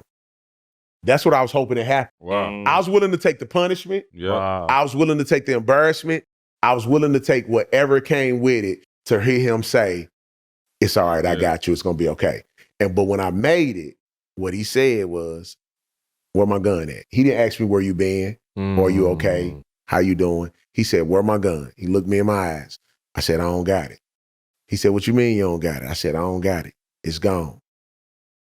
He said, go in that room, get your clothes, get out my house. Don't never come back here again. You're no longer welcome here as long as you live. Mm. And I went and got my stuff. And so, of course, at that point, I'm playing hard. I'm like, Yeah. okay. Mm-hmm. You know what I'm saying? But you did. But when I got on the Yeah. bus, though, when it got to that dark space, Yeah. like when nobody could see me, I cried. Mm-hmm. But guess what? When I went back home, my mom had a boyfriend that was outside. I took his gun, Mhm. right? Went to the hood. Same Gun thing. got lost. Same thing. When I came home, guess what he said? Where that gun at? I don't got it. He's like, you good. That became my daddy. Mm. Wow. So I- So yeah. so you and him became close. Me and him cool now to this day. And- Wow. And so he didn't show me, he didn't intentionally show me nothing wrong, but he showed me some things right. But it was like a person outside of it, like that's like sometimes as men, I think as men, we have this false idea of what masculinity looks like. Yeah, come on. So when we deal with our children, especially our sons, we deal with them in a manner that we feel like we got to treat them like they a soldier in the army. It's like, look at me, what you do? Look. No, like my son, I love you. We just Like, talked about I this yesterday. hug my Yeah. son. Yes, sir. Every We time my literally just son talked leave about my this on the regular presence, pod, I yeah. hug him. I grab him by the head. I love you. Mhm. You can come to me and talk about anything. Yes, sir. We gonna figure it out together. Yep. It's okay. You get disciplined. But I think as men, sometimes we Yep. miss that. Like my daddy could have changed my life right there. Mm. But when he sent me back home, guess what? I was grown. Yeah, bro. he probably didn't. Yeah. I'm gonna be real. He probably didn't. So I'm gonna say this to really expand upon that. I think that part is the easier part for a man. Just go. No, the part of when you get mature and you love on your kids. I think that's the easier part. I think the hardest part might be your spouse or other men. You feel me? I don't know what you're talking What about. you mean? Yeah, I don't understand. So you see a lot of men who struggle, but when it comes to their children, they don't have a problem loving their children. Yeah. Okay. But there are men who don't know how to love their wives. Well, not like he talking about though. Yeah, no, I I'm don't talking think- about like he talking. I'm talking the I same don't thing. see a lot of men loving their kids like that. No, I'm not saying that. I'm saying I'm taking it to You another saying it's level. easier It's to do it to easier your for you to kids. do that Oh, to yeah, your yeah, yeah. child. Yeah. So for those of us who didn't get that, Right. because right. one, I Yeah. never got it. Yeah. So yeah. one, I never got it because my biological father was never in my life. Yeah. So yeah. I never heard the person who brought me in this world say anything to me. Yeah. Period. Yeah. Not Yeah. good, not bad. Yeah. Never said anything to me. Yeah. So I don't have any history of my biological father and us having any tradition, any conversation. I have no roots Yeah. Yeah. from the man that brought me in. My father who raised me was a protector and a provider. So I saw him protect. Like I saw Yeah. some dude at the job disrespect my mom, and I was in the car with him. Yeah. And he got out the car, went in the, like, look, stay here. Your mama gonna come get you. And I'm like, what? I'm coming with you. He's like, your mama gonna come get you. I was like, all right, whatever. I don't know what that means, but whatever. He got out the car, went in the office because my man was disrespecting my mom, and he mopped him. And he came out in handcuffs. Yeah. And then my mom came in the car and was like, your dad came up here. So he was, no disrespect. He was the man's man, Yeah. period. We weren't hugging and kissing. He told me he was kissing his dad and mom. We weren't kissing and hugging. So it was no. Kissed my dad till I was 9. Yeah. So it was Yeah. no You know what I'm emotional saying? I'm talking stuff. on the lip. Yeah. So it was no emotional Shout out to stuff. Maul who think that's weird. No, Ma, no. So I'm saying when we become adults, and I have more respect for men who's struggling, because it's like when we become adults and you going, why you ain't do that? I ain't get it. Yeah. How you expect me to do something I ain't get? And the sad thing is, I was just telling somebody, I said, man, I'm kind of embarrassed at some of the things I'm learning at this age. No question, bro. Because you get to this point and Yeah. it's like, Yeah, dang. dang, I shouldn't, but I shouldn't. but But yeah. it is. And so I'm saying to women, to my child, it's easier for me and Jalen and Jada. What I had to work on was when I was beefing with my wife, and I wanted to say, I'm sorry. Yeah. When I was younger, I ain't really know. I wanted to say it. I'm sure your father didn't want to say Yeah. with my gun, but like Yeah. that was, Yeah. you know what I'm saying? That It was was the only thing that was he the only had. thing to do. Yeah. So I've had to grow knowing, it's easy for my kids. Ain't no embarrassment, it ain't nothing there. But my girl is strong. Yeah. So I used to have to, I used to struggle with saying, not necessarily I'm sorry, but like if we got into it, I love you. Like not letting it draw out. Yeah. And then the next day. And then what C and I talk about is then when it came to my relationship with my boys on the block, yeah, we loved each other, but we never said it. You know what I'm saying? Like me and Bob wasn't necessarily going, I love you. I knew he loved me because he protected me, but we didn't physically say it. Mhm. So to his point, I come to church, my boy Chuck, he kissing on us. Kissing and Hugging, hugging. kissing. So I'm like, Yeah. bro, I love this. And I got to Yeah. a point where I love it and I'm going to do it. Yeah. Because I love it. And you're not going to make me feel some Yeah. type of way. But I will say, I was just telling some of my church members, I was like, yo, I'm struggling because God called me to be a shepherd, but I'm not shepherd made. God's going to have to turn me into that. I'm not, in certain instances, when me and you, like when I'm asking you to do something and you're not doing it, I'm just like the one that's like, yo, I gave you an opportunity, I'm just had to cut you. Or if I don't cut you, I just let you keep doing your dumb stuff. Yeah. I don't really Yeah. challenge you on it. Yeah. And so this last year was the year for me where it was like, yo, and I learned it here, but it's like, yo, I can't have beef with you and still have a relationship with you. Like, we can still, like, I don't think you growing, doing what you're supposed to do. I don't think you in the space you're supposed to be in, but I can still love on you, even though, you feel what I'm saying? Whereas there's a point, but I know it came from, bruh, like, again, you don't want to be hurting nobody's feelings. I know my people listen to, the podcast or whatever, but it's like, bruh, imagine a tree never getting any roots. Imagine a tree never being watered. Yeah. Imagine a tree never being in sunlight. Yeah. You feel me? Like, in its natural habitat, whatever that is. Yeah. And so for a lot of us, that was our life. We did not have that person, whether it's a mother or a father, who was there to, and then I say, I respect my mom a lot, because I'm like, yo, you was a kid. Yeah. My daughter 25. And I would be like, oh, okay, Jada having a baby would be a little, you kind of young. You kind of young. I know you could do it, but you kind of young. Yeah. But my mom 17, was a kid, was in high school. Yeah. You feel me? In high school. So I look at my life and it's like, God, help me, because to C's point, the next generation, they don't know, and it doesn't matter that you didn't get it. They about to get that same dumb stuff you're going to get. So you got to give it to them. You got to figure it out. You can't go, well, I ain't had that hand, or I ain't had that hand. You got to go, I got to hurry up and fix this so that I can less collateral damage. And then for them, the less collateral damage they have, then the next generation, can have that. One of the things that helped me was understanding my own trauma. Yeah. It helped me, like, for a long time, my father was, it was painful. Even my mother, I love her, like, yeah, but me and your my mom on drugs. Yeah, and we have a weird thing no question. since then. You know what I'm saying? So one of the things that's helped me with them both was when I when I got into the space of like, okay, why did I just do that? When I started seeing how hard it was for me to not do certain things that I knew I shouldn't be doing, it made me look at my father and say, he didn't have half the tools that I had. Like, and for any man or woman, it's an intentional work. Absolutely. Sometimes we think we just go through life and mature and develop as we grow and go. Like, you could just keep getting older and never develop. That's it. So it's an intentional work. The moment I started to do a lot of intentional work on myself, I stood in the mirror one day and I literally said, God, show me what's wrong with me. Yep. Period. Now, my mama. What got you there? I was, so in 2018, I got shot. I was randomly like downtown St. Louis. It's just wild. Downtown St. Louis. So, it looked just like the neighborhood. Bruh, I went to the little breakfast joint. It's a breakfast joint that's blue.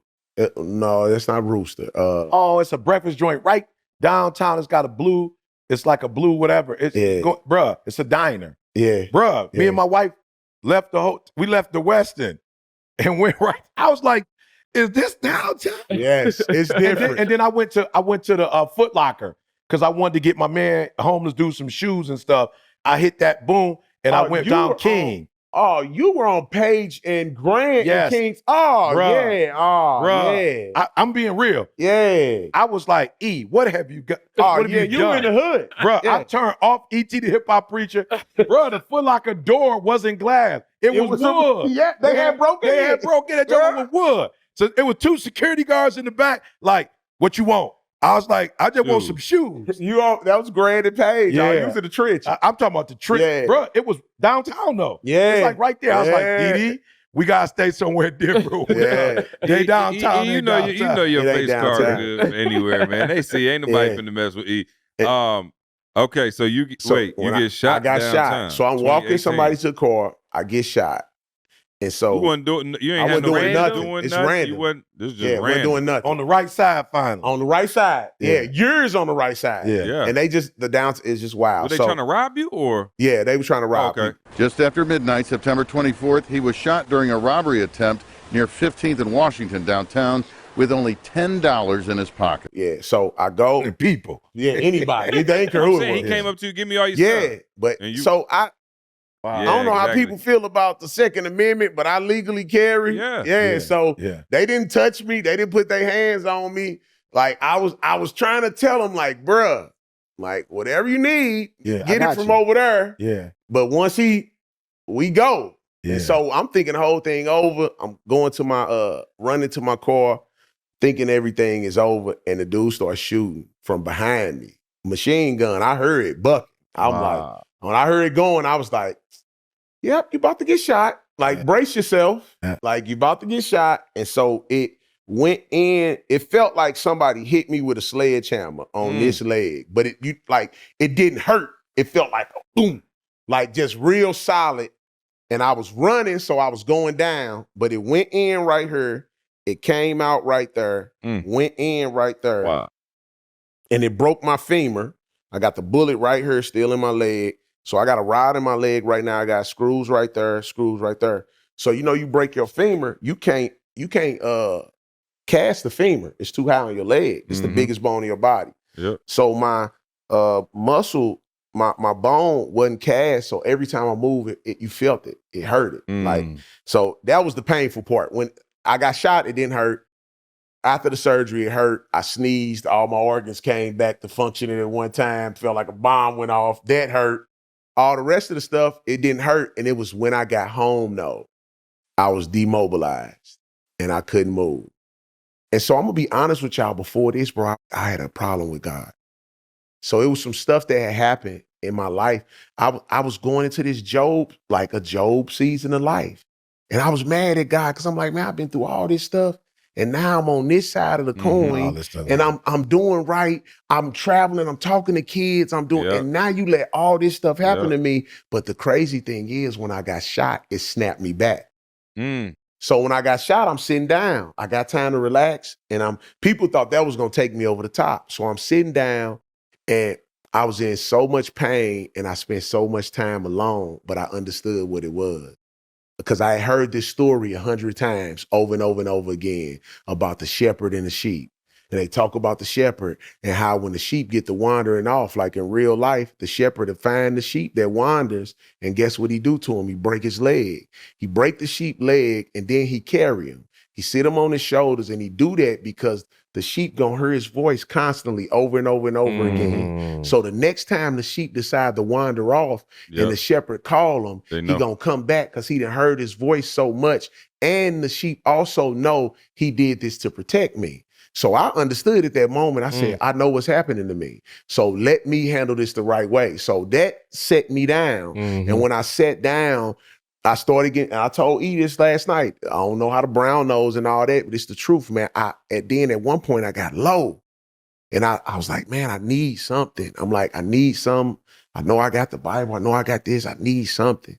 And I started going, I went on YouTube one day randomly, and E popped up like, you can't control this power for so long. And I was like, yeah, that's what I'm talking about. And so at that point, I sound just like that. You feel me? I feel it. Yeah. You feel me? Like, and so I was like, I got to moving it and getting up. Yeah. And I told myself, I said, I know what this is. And I verbally said to myself, I said, dawg, if I go through this the right way, I'm gonna be a different type of beast on the other side. And so I came out of it like that. And I sat one day in the mirror and I said, God, show me what's wrong with me. Not my mama, not my God daddy. tell you, next time somebody comes to you with a gun, just hand them your keys and just. No, they was get too that far, back. bro. I had this. I'm saying, but I still but it's don't shoot me. But Whatever you can have his phone, Whatever your you kid, want. whatever you want off of me. It's a certain instinct that you had where I know Oh, for sure. when that man got out that car, I could tell by his body language and everything on him. I said, and this is just truthful. When they got out the car, bro, it's like the movie where all the air gets sucked out. It just felt evil. I knew with everything Well, in yeah, it. robbery is But evil. look, but I knew, but I done been in some crazy But you don't situations. think, I'm just saying, like, I knew this man was gonna kill me. but what made him not though? Yeah, Because yeah. you got in the car though. What made him not? Because I got the bucking. Oh, you got the Yeah, bucket he back. ain't get a chance to get to me. this was Okay. left for that. He didn't read between the lines. He No just doubt. said, I just Oh, want to no, get I'm a doubt. second. Yeah. I was with you. I want to get it. Yeah. I need to get it. You feel me? Because he said he running back. Oh, he ran after. Yeah, you know what I'm saying? He Yeah, said, if he would have just said he had a 3.5, the guy, he said he had a machine gun. Nah. So I'm saying, oh, he got a I machine got gun. him what up you off do? me. Okay, Yeah, you got yeah. him off, you know. Okay. Because Okay. I felt it and I knew. Yeah. I knew. Something And about I to go tell people down. the same thing you said though. All right, give it if up. Somebody, You if ain't somebody gotta- got the ups, give it up. Give it But he up. was so far away get walking to me, but I could tell his body language, his demeanor, didn't seem everything. like a regular. I was like, got you. That he was he rational. too frustrated. Yeah, he went rational. Yeah, I'm like, this not gonna go He well. jumpy. And so I'm like, I gotta get him Praise out. God, So I it wanna went go- great. You yeah. here. No you doubt. here. We fast forwarded, but you 14, you go back. Mom's I go back. boyfriend is now kind of the mentor. Like he in your life. Mom's still on drugs. Yeah. And so, And are they back? Are they in the same six? No, we live on the south side now. Okay, they So move. then when you move back, they move. we had moved. So I go back, we on the south side. But when I went back, they break up. And when they break up, we go back to the six family. So we go back. So her and the dude break up. We go back to the six but family. Unc still own it. Unc still own it. So we Is go. Unc still there? At this point, I think Unc is still around. He passed a little while after that. It might have been around that time, though. Mhm. He had passed. Your grandfather still there? My grandfather was still there. Okay. Yeah. And so we go back to the six family flat and everything get worse. So at this point, when everything get worse like that, the state come in. And the state come and they take us. So when they come, I'm across the street watching them over my friend's house. And I see the police car swoop up, all of that. They go in, they bring everybody out that's a kid. My little brother, he ran out the back door to my grandmama's house. And so the next day, they had to turn us in, me and my brother. Because I was 14. So in my head, I'm grown, but you're not. So they take us, they turn us in. They first took me to this group home on like in U City, which is crazy. In U City, they take me there. Harlem. Right. All of St. Louis. They take me there. They leave me there. I stay there like 30 days. My grandfather come get me. So I go with my grandfather. All the other kids go with somebody else. So when I go with my grandfather, of course, I go to U City High for a little bit. I'm figuring everything out and I'm like, I don't like this. And so I'm hanging out, doing everything. My grandfather keep up with me. He don't send me off. My mom, she get herself together like then, and I go home. So I go back with my mom. But when I go home with my mom, I'm thinking I could do whatever I want to like before. This is before I come back. So I go there. I start doing the same things. I leave. I'm 14. I leave home. Yep. So at 14, I was staying with my girlfriend. We slept in the same bed every night, like at 14 years old. So Carl and Tamisha did the same her thing. her mom was, you know, her mom had issues. Going on. Carl was on the same in Barbados. They own you. So her mom was like, she didn't really care. She had her issues, and I was staying there. Then one morning, it was like 6 a.m. I'm and they're laying down.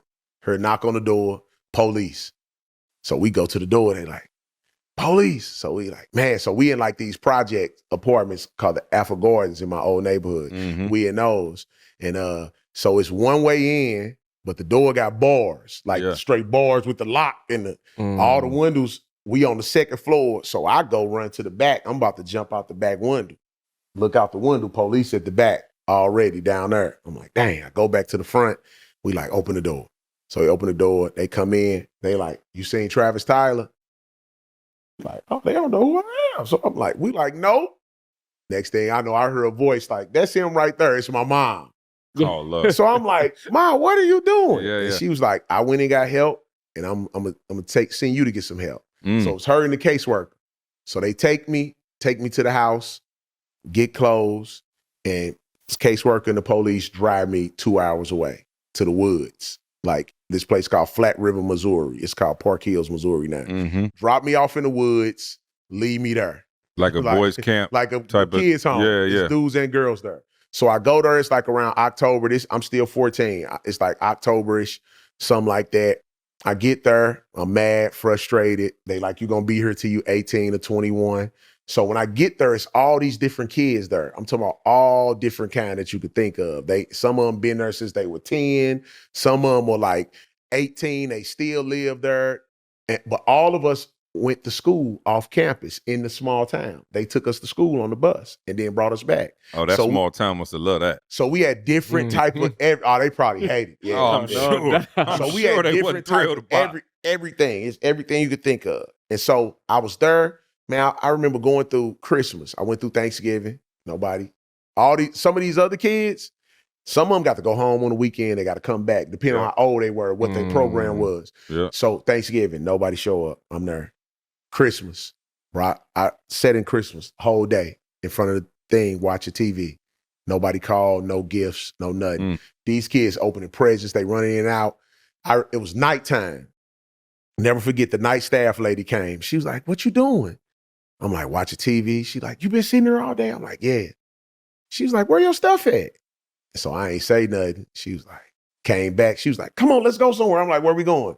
She like, "Walmart. I got you a present." She gave me I had never been to Walmart before. That was my first time going to Walmart. Oh, that's the most tragic thing I heard you say all day. Never. You haven't been to Got Walmart. shot. I had never I ain't been, never bruh. been to Walmart. So Thi'sl, let me get this straight. I had never been to Walmart. You were born on a plantation and never been to Never Walmart. been to Walmart. You feel me? Yeah, so I had never been to the part Walmart. right there. Like, wow. So she gave me this $100 gift card. This show you how hood I was in the country. I went to Walmart, bro. I bought some white tees and some Dickie pants. That's what I bought from No Walmart. question. I'm like, and so No question. Why not? she took me back. I sat there. I'm And my white frustrated. tee. Yeah. I'm frustrated, mad. And then one day it was this kid, man. It was a white kid. I had met him when I first went there. His name was Robert. Never forget. First day I met him there, he sat down next to me and said, "If my grandfather was here, he wouldn't want me talking to you." And I said, "Why?" He said, "Because you're black." So I verbally said to him, I said, "Why would you tell me that?" He's like, "I just thought I would tell you." I was like, "How do you feel about black people?" He's like, "I like black people." I was like, "Okay, then we cool."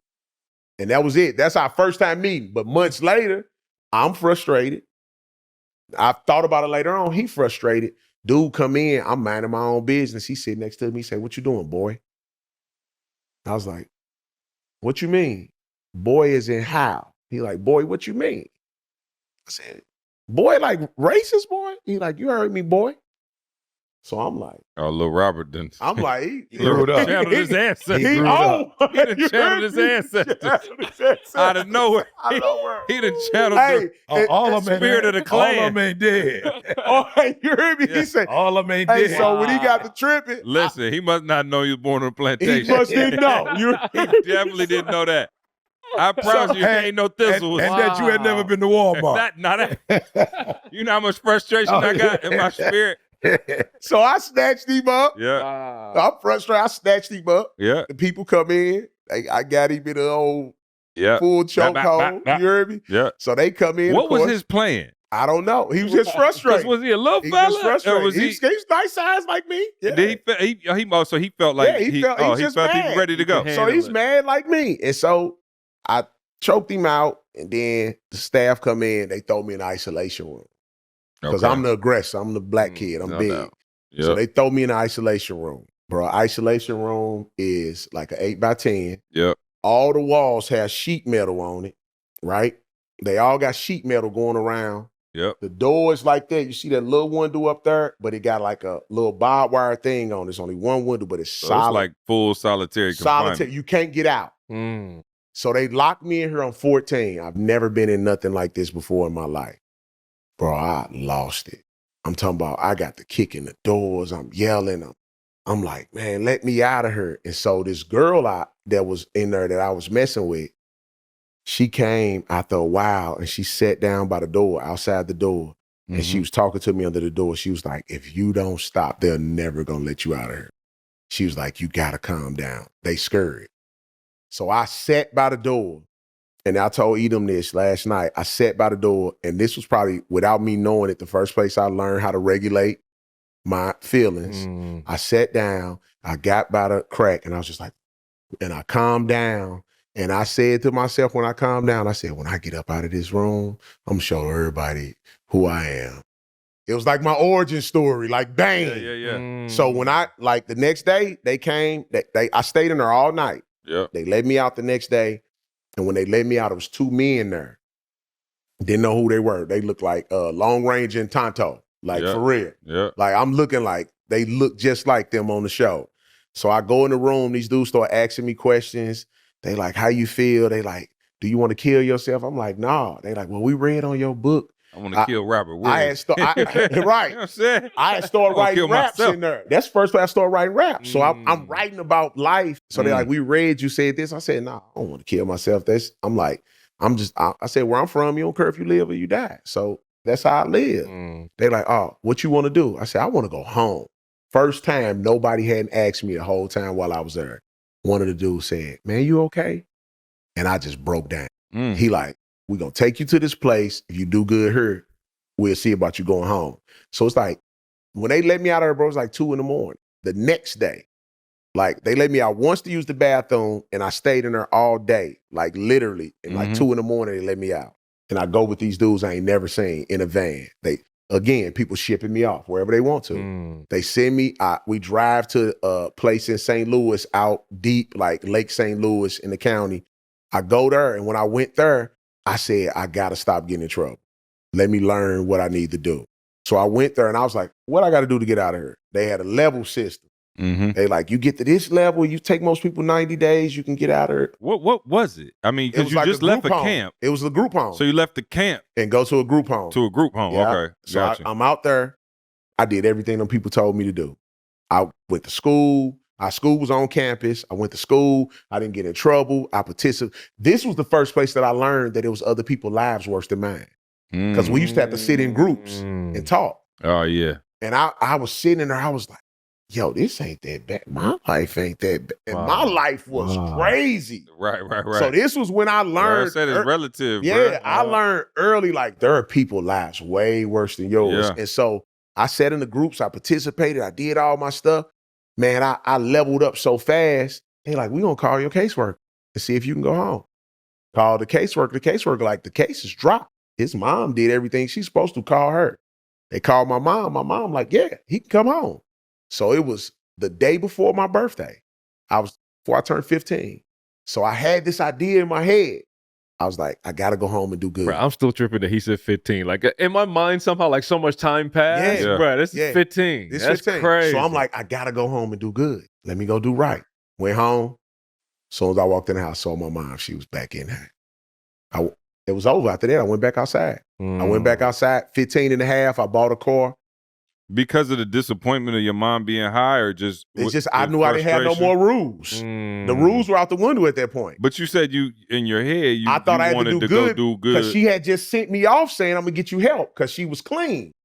So I'm like, when I go back But home, do you think she'll a part send of me you, the back. frustration of seeing her back using, kind of made you lose hope that there was a better? It definitely was a loss of hope. You know what I mean? Because it was like, we back on the So same. you didn't even have the same motivation to be like, all right, mom's back good. Let me try to get right. Yeah. When you saw mom's down bad, you like, I'm back man, outside. Okay. So I went outside. It was the day before my birthday. Went outside, kicked it with my partners. I bought a car. A few months later, I was like 15 and a half. I ain't had a driver's license. I couldn't get license plates. I just bought a car. Yeah. Right. So I'm back outside. And that same time, something happened to me that probably changed me more than anything. One of my friends, his name was Dwayne Minor. We were standing I was on one corner, he was on the other one in front of the store, him and my cousins, and I was on the corner on this girl's phone.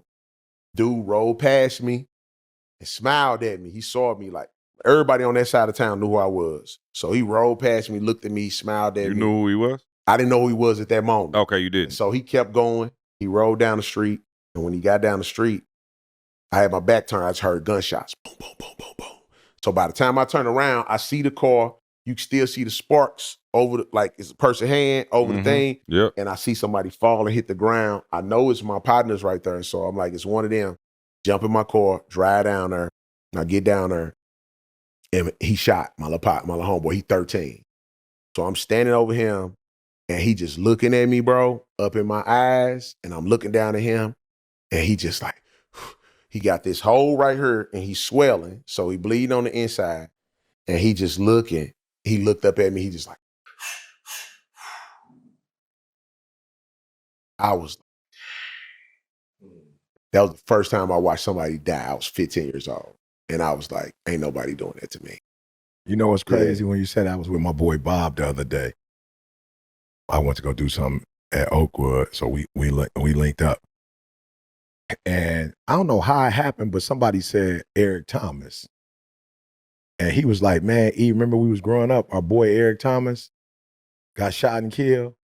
And I was like, I do. I remember you told me that. Yeah, he was like, E, that's crazy. E, like, it was both of y'all. We all ran together, but this kid used to skip school and be going to those parties during the day. You know what I'm saying? And he got shot and killed. And Bob was just saying that, like, you know, that was our first homie that got killed, but his name was Eric Thomas. That's crazy. Yeah. So you got your life right after that. You was like, all right, Jesus, I'm here. No, I was outside. Death. No. I done seen it. I can't let this happen to me. Nah. God, forgive me, Lord, forgive me. Lord, forgive me. I was outside after that. It was like, it was over. So that made you angry, or It made me angry. Yeah. Because this was like my brother. Like these, like you grow up and these people become your family. And he was 13. And so it made me mad. It made me angry, but it also made me it made me more aggressive. Yeah. And so at that point, I just was like, I said, nobody's doing that to me. what? I mean, was that because he didn't?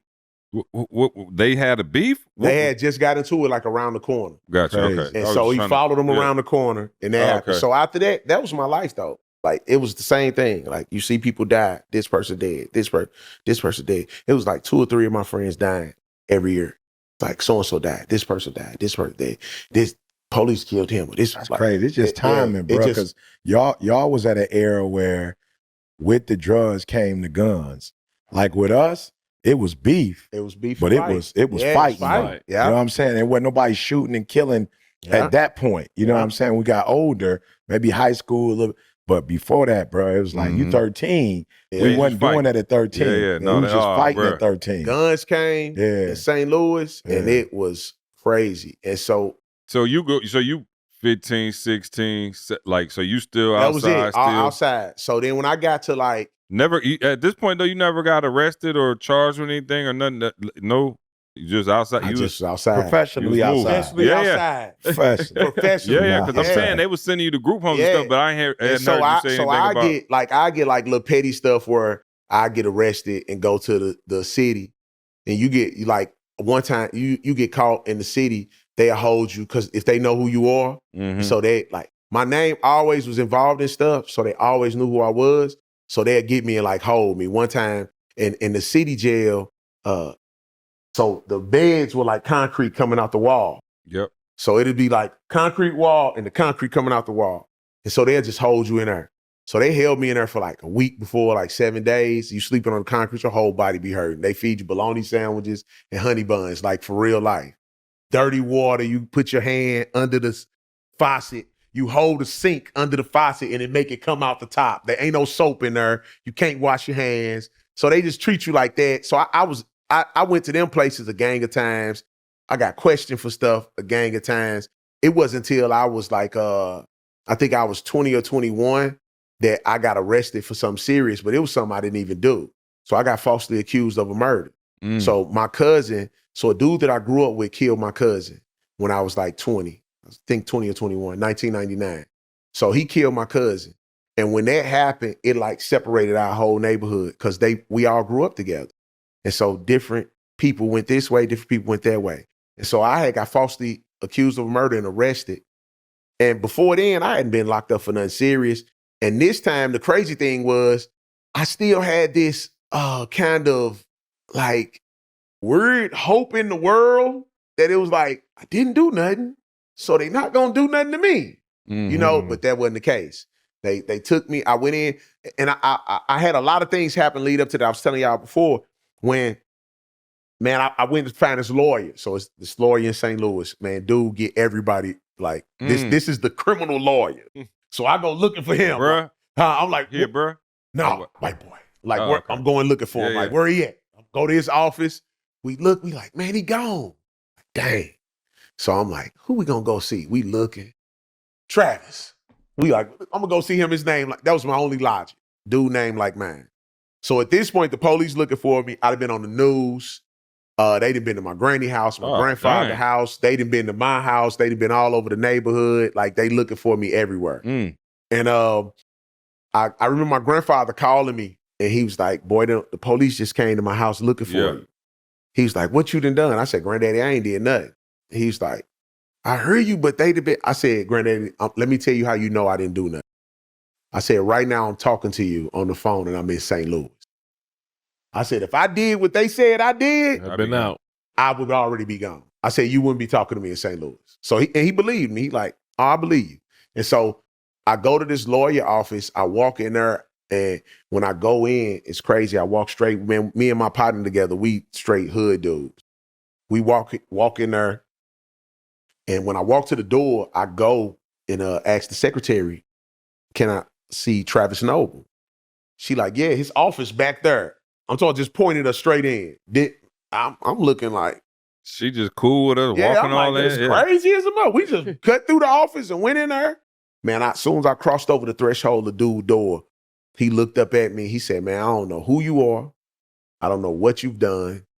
I don't care what you've done. I don't know if you got money. I don't care what your case is. Whatever your case is, I'm taking it for free. He said, when you just walked in here, Wow. something just told me don't let you leave out of here without helping you. He said, I'm taking your case for free. And so that was the beginning of God He showing. didn't see you on the news or He nothing. ain't He see ain't me know on the nothing. news or nothing. That was the beginning of God showing me, like, I Yep. got you. I got But that it. wasn't even the first place. The first place was a church. When my cousin died, this church up the block came down to evangelize Friday night. So my other cousin was Oh, yeah, that was definitely E. Yeah. Yeah, E was definitely No in doubt. that. Yeah. So- Y'all No crossed doubt. paths before. Easy E was out there definitely saving souls. You didn't even know it. You didn't even remember. E was I a don't little even shorter. remember. Yeah. So when dude, like my cousin was messing with a girl from the church. Mm-hmm. And so my cousin, the hood dude, but the girl was messing with my cousin. So she like, my church coming down here Friday and we gonna evangelize. We like, man, ain't no church coming down here. What is you talking about? Like, I ain't know nothing about church at that point. Yeah. She like, we coming and we go down. We was like, man, whatever. So Friday night, I They hit the rolled block. Yeah, they out there Man, deep. there's 500 people out there. Mm. They in circles praying on the sidewalk. I'm driving down the street like, man, what in the world? So I go in front of my homeboy house where you posted up at. Dude come walking up on me, looking all cool. And he walk up, he like, what's up, young man? What y'all doing? I'm like, nothing. Like, who is you? I'm Pastor White. Who is you? They ain't even called me Thi'sl then. I'm like, I'm Unc. He like, oh, okay. And what else you do besides be out here? I'm like, shh. I said, I rap. He said, well, let me take you to meet some rappers from my church. I'm like, some church rappers? I'm like, what in the world is Definitely Easy E. Yeah, I'm like, what is some church rappers about to rap about? So I'm Yeah. like, all right. I'm like, come on. So he take me to these one dudes. They all out in the hood. We like, Pop lock. yeah, we like, what in the world? Breaking. So Look we at like, E. Basketball is my favorite sport. So I like we to see like him dribble Turbo. up and down What the was court. that? What's the name of that Turbo. movie? That's it. Come on, what's B up? Street. B Street. Yeah, bro. Come So on. we like, okay, all right. It was more like B2K, but Christian version. Yeah, no question. So then, Breaking. he Yeah. take Breaking was one breaking. too. Yeah. Come Yeah. on, man. Okay, I know Rashawn. you get it right. Yeah. So he take me. Them dudes say, "No, man, go introduce him to Flame." So I'm like, "Flame, Christian dude." I'm like, all right, cool. Walk up on this dude, look just like us. He got a Cardinal fitted hat on, Tim's, white tee, jeans. Mm. I lean over to my cousin. I'm like, Flame like he been in the "You neighborhood. heard me?" I'm like, Yeah. and so he like, "What's up, man?" So they like, "Flame, spit something for him." So he get the spitting. I'm sitting there like, I tell my cousin, I say, "Dawg, dude, rap like us. He just ain't cursing, and he talk about God." Mm. So Flame at that point, it drew me in, and then Flame saw something in me. So he committed to the work. Like that was the first person ever committed to me. Like when I say this dude, but that's fast forward, that's that part. But I met them there in the pastor. They invited us to the church. We went up there, hung out, all of that. And then that's when I got arrested. So before I got arrested, first thing I did was go tell the pastor. I'm like, man, police looking for me. He like, let me help you. I'm gonna call. He made some calls. Crazy thing, the pastor used to be a homicide detective. The dude looking for me, it was his ex-partner. So he like, man, I'm talking to this dude. I don't think he did it. I'm gonna bring him in. So the pastor took me to turn myself in. So I'm like, let me go get my affairs in order. I'm gonna come back. You can take me. Pastor took me. So when I went turn myself in, they held me. The lawyer told me don't go. He said they're gonna lock you up. He had some cases he had to do. He gonna take me. They take me. You know, they hold me 20 hours. They come in there, they ask me a bunch of questions over and over. I passed 3-4 polygraph tests. They still want to give me another one. So I'm sitting in there, he like, we don't issue a warrant in the next 4 hours. We got to let you go. So they had me in one room, 20 hours. Same room. I never left the room. Wow. And so when they came back, dude walked in. He said, we issued a warrant. You've been charged with first-degree murder, first-degree armed criminal action, first-degree Yeah, breaking you had and entering. no idea. No idea. You didn't know who got killed, how they got killed. It was in your neighborhood. Did they see somebody look like you? What was the? Once it happened, I knew who got killed, but I didn't know nothing else about it. And the crazy, but why did you keep? Because coming up it was stuff that they thought was linked to my cousin. So, and the crazy thing but is, I'm saying it had to be somebody said like, "Hey, I was outside. I was outside. Yeah, for sure. I keep telling the fact I was outside. I got you. So but you I'm like, they didn't have no. Oh, so originally it was a person saying, there you go. Okay, he had braids like this. Okay. But the crazy thing is, I had cut my braids a month ago. So a month before, dog. Thank you for asking. A month before my cousin got killed, me and him was outside. And we were talking. And I said, I had braids for 8 years. All I would get was a line. The same lady braided my hair at a shop. I said, cuz I'm going to get a haircut. He's like, you serious? I'm like, yeah. He said, why? I said, I got the strangest feeling these braids gonna get me in trouble. This was a month before he died. So I got a haircut. Same lady had been doing my hair. So when they was like braids, I said, go see the lady. I got my hair cut a month ago. She'll tell you. I said, everybody know. Because they was like, your hair too short. How can you get braids? I said, I can't. And so, but because it was my cousin, I'm going to be the first person they implement. They going to point to me first. Okay, now I got And so when the crazy thing was the person that it happened to, bro, was my bro. I loved him. Like he wasn't even a street dude. He just hung in the neighborhood. So I'm like, I was mad. He was dead. You know what I'm saying? Right. Yeah. And so, And so now I go in here, I'm sitting in here, they do the 20, they lock me up. I'm in the cell. I'm sitting there for 2-3 days before I go to court. And I'm just like, I'm finna be in jail the rest of my life for something I ain't do. Or at least a year or two while I'm going to court. Yeah. You know what I'm saying? Yeah. Because I don't got no, they ain't gave me no bond or nothing yet. So I don't know what's gonna happen when I go to court. I get to court. Go in there, man. When I tell you the judge was like Oprah with everybody else, everybody went up. She like, what you do? They like breaking in. And she like, time served, you get to go home. Like, what you do? He like, I did this. She like, time served, you get to go. I'm like, oh, she on the road. I'm like, let's keep this going. So like, I'm like, I'm ready. Her. I'm like, shit. I'm like, you heard me? I'm like, she on the road. Let me get up out here. So I step up. She like, Travis Tyler, you being charged with first-degree murder, first-degree armed criminal action, first-degree unlawful use of murder. I'm like, I'm waiting on her to say, yep, time to go. She said, you have your court date is such and such date. You have no bond, and I advise you to get a lawyer because he wasn't there yet. Boom. I said out loud. I said, so you don't want to know if I'm guilty or innocent? She didn't ask everybody else. She said, how do you plead? They like, not guilty. Guilty. She like, you get to go. I said, you don't want to know about me? She said, we will determine that in the trial. I'm like, so I'm yelling at the judge at this point. The bailiff like, bro, you gotta relax. Chill. He like, chill out or you finna get in trouble. So I'm like, man, so now I'm going up the elevator. I heard the dudes, you got the other dudes on there. Nobody knew what I was there for because you don't tell people that stuff in jail because they're going to make something up and be like, yeah, the dude was in the cell with me. He told me. Yeah. So I ain't talked to nobody. So we on the elevator going up now. I heard people whispering behind me like, man, you finna get life. Like I'm in the elevator. Oh, gosh. So I get back up to my floor. I see my cousin when I'm going past. I'm on floor 8. So I'm like, all right, I'm at least go up there with my cousin. You know what I'm saying? Like they in there with a tomahawk. They in there with the tomahawk. I'm really the best, Thi'sl.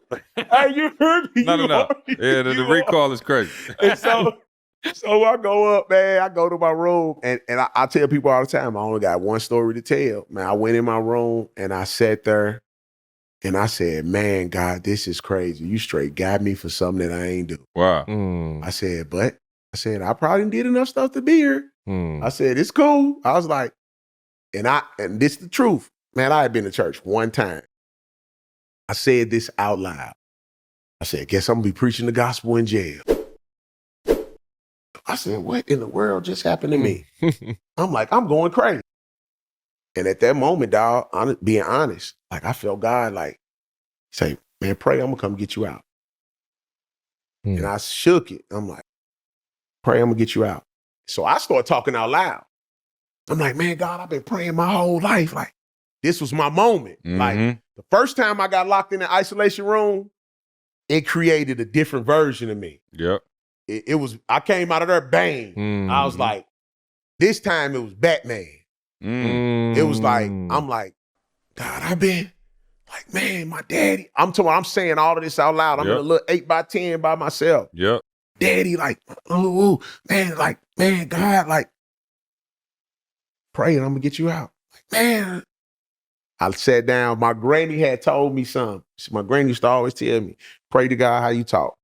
Man, I started my prayer off. I said, God, no, I ain't do this. I put that on Bloods and all the day homies.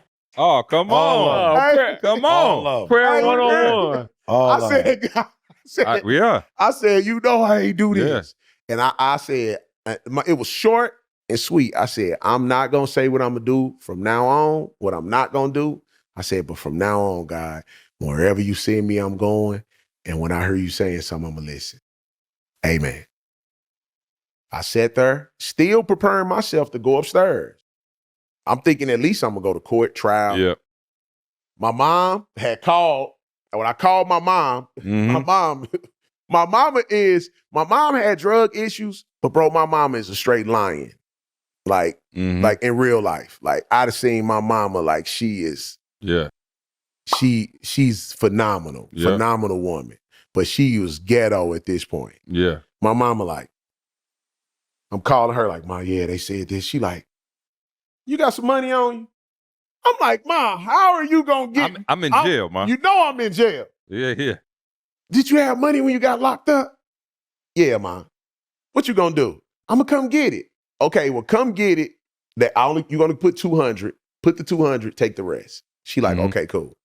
So when I pray and all this, my mom downstairs, I don't even know that at this point. So now the dude coming to my door, I know out the court, you go to your dorm. I was in a holding dorm for them days. So he come to my door, I grab my little bucket with the little stuff they gave me, the toothbrush, all that, grab my bucket. I go to the door. I'm like, man, what dorm I'm going to? Because now I'm like, I'm finna go upstairs. I don't know who I'm gonna see. Yeah. I know cuz up there. Face on. You know what I'm saying? But I might have to go up here and tussle a little bit. You know, so I'm like, let me go up where I'm going. You're like, hey, you going home? I'm like, what you mean I'm going home? He said, you going home? I said, come on, bro. Don't play with me like that. You know what I'm here for. He said, you free to go. And showed me the paper. Man, I asked everybody going down that hallway, every guard I saw, can I leave for real? They like, yeah. Can I leave? Till I got to the bottom and the last lady was giving me my shoes and stuff. I'm like, can I really? Now I'm 5-6 floors down now. Can I really go? Still didn't believe it. She said, man, get out of here. And your mom out there waiting on you too. So when I go out, my mom, she's so hood at this point. I think one of the first questions my mama asked me was, who did I snitch on?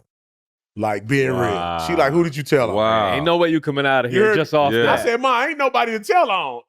There's no case, there's no thing, there's no, you know. Right. So, and I leave out of there, and she called the lawyer. The lawyer came around. He pulled up, he jumped out the car, he ran over to me. He said, how did you just get out of there? I said, man, I prayed and God got me out. When I left, they only could give me $200 of the money. I left the rest of the money there. I never went back for it. They ended up mailing it. I didn't even care. And when I left there, the crazy thing was I left my car at the church parking lot. I didn't. I had to go back to church to get my car. Question though. Wow. Yeah. Where's Flame? Oh, that's my best friend. My best friend. When I say stuck to me, bought me my first Bible, stood with. I lost cousins, friends after that. He's still around right He's now. right. That's my best friend. Stuck with Call me. him. He has. Where he at? Where Flame at? Call him. I want to talk to Flame. Flame. Why'd you ask that? You knew or? No, I didn't know if he was I alive. was just curious. whatever. Yeah, hand him his phone. Flame Get reminded Flame me on of, FaceTime. Bob. Yeah, you know what I'm saying? That person that was responsible for helping you to get where you are. So I was like, I want to be still bought my around. first Bible. Yeah. I'm talking about. Did he put your name on it and go? Put my name in it. That's how you know it's the homie. I feel like Flame and E. Kendra Spears. I'm I need to get Flame on the pod next. I'm talking about will come pick me up. How old is Flame? About my age? About 40. He like 43. He a little younger than you. Me. Yeah. Wow. Oh, he was younger than you. Rider, bro. I'm talking about call me, pick me up, take me to church. I'm calling him Younger. like my dog. So you Like say 40? he about 43. 43, so 3 years younger than you. Wow. My dog, I'm talking Yeah. about. Yeah, stuck with me to this day. Right now, he is the most solid person that I probably We ever all met in gotta my have life. those. Wow. Yeah. Like We all gotta have I've never had a moment in my life. That's saying My something after you signal met low. me. You know what I'm saying? Hey, E, You done met me now. E, So he most we solid. never bought see a Bible. That's where That's we went what it- wrong. that's- We Oh, went wrong. Yeah. Never got to see about Just it. took me to Chipotle. Yeah. That was my fault. Yeah. Yeah, I should have gold him Oh, out. no doubt. there's never been a point Wow. since I've known That's him dope, man. Yeah. That's that dope. I've questioned his loyalty, Wow. where he stand with me, Wow. if he loved me, Yeah. if he got my back. Solid. And I'm gonna tell you something else too, man. I done met and known. Hello? Hey, Flame. Flame. Flame. Hey, guess what I'm doing right now? Flame. I'm on the podcast with Eric Thomas, CJ. The Eric Thomas, bro. Let that sink. I've been trying to call you and tell you. Flame. So I'm telling them the story. They like, call Flame. So you on Eric Thomas and CJ Come Yeah, on, come on. Carl. and call. Hold on. Flame. Bruh. First of all, appreciate you getting my man a Bible. Yeah, come no on. doubt. Sticking With the him. goal. You know what I'm saying? I was on Yeah. that Flame. I was that dude in church going back, you know what I'm saying, in the neighborhood, trying to let cats know God is real, bro. So mad love and respect to you, bro. You still in that. I just want to know, can you bust a rhyme? I was just going to ask. Drop a verse. Yes, Drop a come on, verse. Flame. Yes. Come on. Hey, Flame, he said you was Drop cold a with it, verse. Flame. That's how you got him to get Yeah, in. yeah. Let's hear that You had verse. the Tim's Yeah. on with the cardinal fitted. Cardinal fitted was a must. Oh, okay, it's all good. Hey, I'm going to say this too. I was telling this when he answered. I done seen a lot of dudes. I remember when I used to first start reading the Bible and I saw Paul say, and he'd always tell people, man, it's good to see that you still enduring. When he'd go back places, Yeah. I didn't understand that when I first became a Christian. Yeah. It's like, oh, he just happy to see people. But after years and going back to the same Yeah. places, Yeah. and I'm like, hey, where's so-and-so? They like, ah, man, Hmm. this dude right here, Used to Still say, doing. this dude right Wow. here, when I say, bro, I done seen everything life throw at him, he's never wavered from Wow. Jesus. so Wow. you still in St. Louis, Flame? What part? Yeah, what part of Florida you in?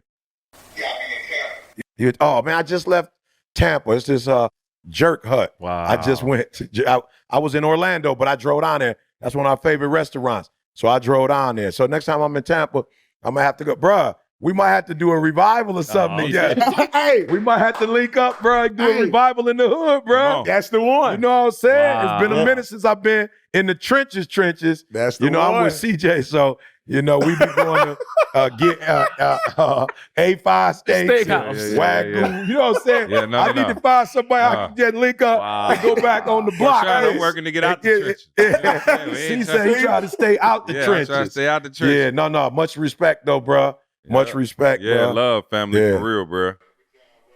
Yeah, for Yeah, real. love We'll family. like I said though, when I hit that area, I'll let you know, and we'll definitely chop it up, bro. Keep doing your thing for the kingdom. All right, love. All Yeah. right, I'm gonna hit you later. We're really in the middle of a real podcast. That's 2 hours. Well, it's bro. not a real podcast. It's a little, Yeah. You know, we ain't really professional like that. He says 2 hours. 2 hours easy. All right, so I know. So, man, now at this point, you and Flame rocking. Then when I Tell when I us. got out of that situation, bro, I made God a promise Yep, and I kept it. kept it. It was a few months after that. I went back outside and I was just like, I It didn't can't. feel the I was same. like, I can't. And then I said, I made a promise. I said, I don't care what life look like for me now. I never go outside to hustle again. I said, I don't care if I starve and Wow. die. I said, God, I'm gonna hold you to, Yeah, your part. I'm gonna do mine. yeah. And I went in the house. Wow. And I went in the house, bro. And I went in the house. So would you get a job? You just start working like regular citizen? First, I just went in the house. Mm-hmm. I just went in and I was like, I stayed in for a little bit and just started reading. I started reading that's the Bible. always the go-to. I started reading books. I would go sit in the library for hours and just, I Read. told you when I was in elementary, bro, I always been academic. person. So once I got from out of that space, the streets don't allow you to explore that kind of stuff. So once I got out of that space, I'm like, man, I want to learn as much as I can. And I also not only just learn as much as I can, truthfully, I was so grateful for what God had done for me. Because you got to think about this, right? If you listen to the story, everywhere I went and everybody that I did something to, what they do to me? They threw me away. Get out of here. They kicked me away. When I had that encounter with God, it became relevant to me. I said, here it is, we're talking about God. He knows everything about me. Everything. The stuff people don't know. And he didn't throw me away. Yeah. He said, come here, I want you. So that was the first time in my life I'm gonna be, I quoted that Bane, I quote that Bane line all the time because it's my real reality, bro. I've had an experience with pain in this world unlike most people probably ever have since I've been a kid. Like, it's like the story I told y'all is brief. Right. You know what I'm saying? So I saw light the first time when I was an adult. Like, when that happened to me, it turned me on, my eyes open, and I said, this God, he know everything about me. And you just told me to come here? You love me? Oh, bro, I was sold out. Like, I was sold out. Flame, let me tell you, bro, I was like, I was sold out. I went head first. I said, I want to know everything about you now that I can. I want to know. And I just went and started learning and studying. And then my granny had got sick, and I had been praying my whole life. I want to take care of her. She was like my mother. My granny got sick, and she had the other kids that got took with me all that time. They never went back to their mother. They was with my grandmother. So when my granny got sick, my aunt kids were still there, and they were about to send them back. We were sitting down having a family meeting. They like, we got to send them back. I told them, y'all send them kids back. Y'all might as well go and kill her now, because she gonna be out of here. So they was like, well, nobody. I work and I'm out of town and nobody can. I was sitting there like, well, technically, I really don't do nothing right now. In my head, I said, I'll stay here and take care of her. So I took care of my granny the last 5 years of her life. Oh, wow. And it allowed me time to sit, rest. I had somewhere to stay. I had time to learn. I had time to sit under her. I had time to serve her. Wow. I had time to take care of her. And God used that time to shake me. Bro, my life has been amazing since then. I had pain. I've been shot. Bro, I won a Grammy for. So I did music and Christian music for years, but it was hood. Bro, I'd have traveled the world. I'd have been all around the world. I'd have been everywhere you could think of, speaking, rapping. I won a Grammy on the Lecrae album, Gravity. Like, everything you could think of people want to do, I did certain things, but Flame, I'm gonna tell you, it was never that was my desire. I have one genuine desire, and this ain't because I'm on a camera. I want to help people that grew up like me. That's my only desire I have in this world. Whatever come with it, I take it. You wrote the book yet? Writing it now. Come on. Yeah, writing it now. I'm taking the most valuable things that I've learned in my life, taking those things and writing on them. Who's supporting you in the book? Right now, I got somebody that is. Don't worry about it. We'll help you. We only need 80%. That's all. That's it. Hey man, listen. I'm gonna tell y'all. I'm gonna tell y'all this. He get his claws in you. I'm gonna tell y'all this. You ever on heard camera. of Suge Knight? Let me tell y'all this. I'm gonna tell y'all this on camera. Easy E get you. I'm a forward person. ETA record. Right. I'm gonna tell y'all this on camera, bro. Yeah. And this is real. And I just like being transparent, bro. This not an accident. I'm sitting here on this podcast. Come on. Bro, I seen the work of God bring me here. Come on. Like, I'm gonna be honest, y'all got what I need. Like, to get, like, do you know how I've been walking around all week, bro? Like, in my room, just like, oh my gosh. Like it really did happen. Yeah. When I was at my lowest point, Yep. I'd have seen you on camera. I always thought you was funny. You funnier in person. I'm gonna give you that. Yeah, come on. Yeah, I'm gonna give you that. Come on, no, Mar, you hear that? Yeah, I'm gonna give you that. I'm even funnier Yeah, I'm gonna give you that. That's it. That's it. But I used to sit and watch y'all, and I see E. Like, I know my strengths and I know my weaknesses. Yeah. So I would see, and I just learned it not too long ago, but I would see E be like, man, I had this, and then CJ, and I used to be sitting up like, okay, I see it now. But even with E, like, I always am the person that's doing it for another person. Like, hey man, like, come on. Bro, I was in my house with my leg broke. I didn't know if I was gonna walk again. They didn't know if they were gonna have to cut my leg off. They didn't know none of these things. I didn't know none of this. Yeah. And I was low. Yeah. And I saw you I saw y'all when y'all came to Vashon. When you came years ago, I saw you then. But it didn't register right with me then. When you came, I'm gonna be honest with you, I was like, who is this dude yelling at the kids at my city at a school? And that was the first thought. Then I listened, I'm like, you're telling the truth. Then you on the news. They played it on the news. I'm like, yo, dude telling the truth. Yeah. And then I watch periodically and watch. But bro, when I was low, God brought it back to me. That's dope, bro. He brought it back to me, bro. I sat in that house and I read and I prayed and I listened and I prayed and I listened. And I'm one of them type of people, I'm gonna get it done person. I'm like, I'm gonna get it done. Yeah. I'm gonna figure a way out. I'm gonna get it done. But I've learned later on in life, like, now if you want to go forward, you got to go with people. Yeah. And so, man. Well, we're here to support you, bro. Like, this has been amazing. Anybody who can get E to sit still for 2 hours. 2 hours. Oh, no doubt. I'm talking about without him doing the majority of the talking. 100%. Bruh, I'm talking about you just, the That's Lord a record right the Lord is on your side, bruh. The Lord is on your side. But and man, I thought about getting up a couple times. Hey, Ralph, for just sure. to walk around. I'm talking about, seriously. Yeah. But man, the story is incredible. And, you know, I want to definitely support however we can, man, with the book. You know, this message that you're talking about and your story, man, it's so needed in our community, bro. Like, you know, it's crazy, man, because we all try to do what we can, but it seemed like such an insurmountable task, man. You see what's going on in the inner cities, man, St. Louis, Detroit, Chicago, even Atlanta, bro. I see these kids, man, they robbing, they shooting each other, and it's like, man, it's such a tough work. But individuals like yourself who from that, you know, like, you could reach them in a way that most people can't. You know what I'm saying? Because you could speak directly to that pain. You could speak directly to what they're going through. Korshawn, you too. And I told Korshawn the same thing. Like, y'all who've been, you know, in that environment. I didn't grow up in that environment. You know what I mean? I didn't. I grew up middle class, bro. Like, I knew the thugs.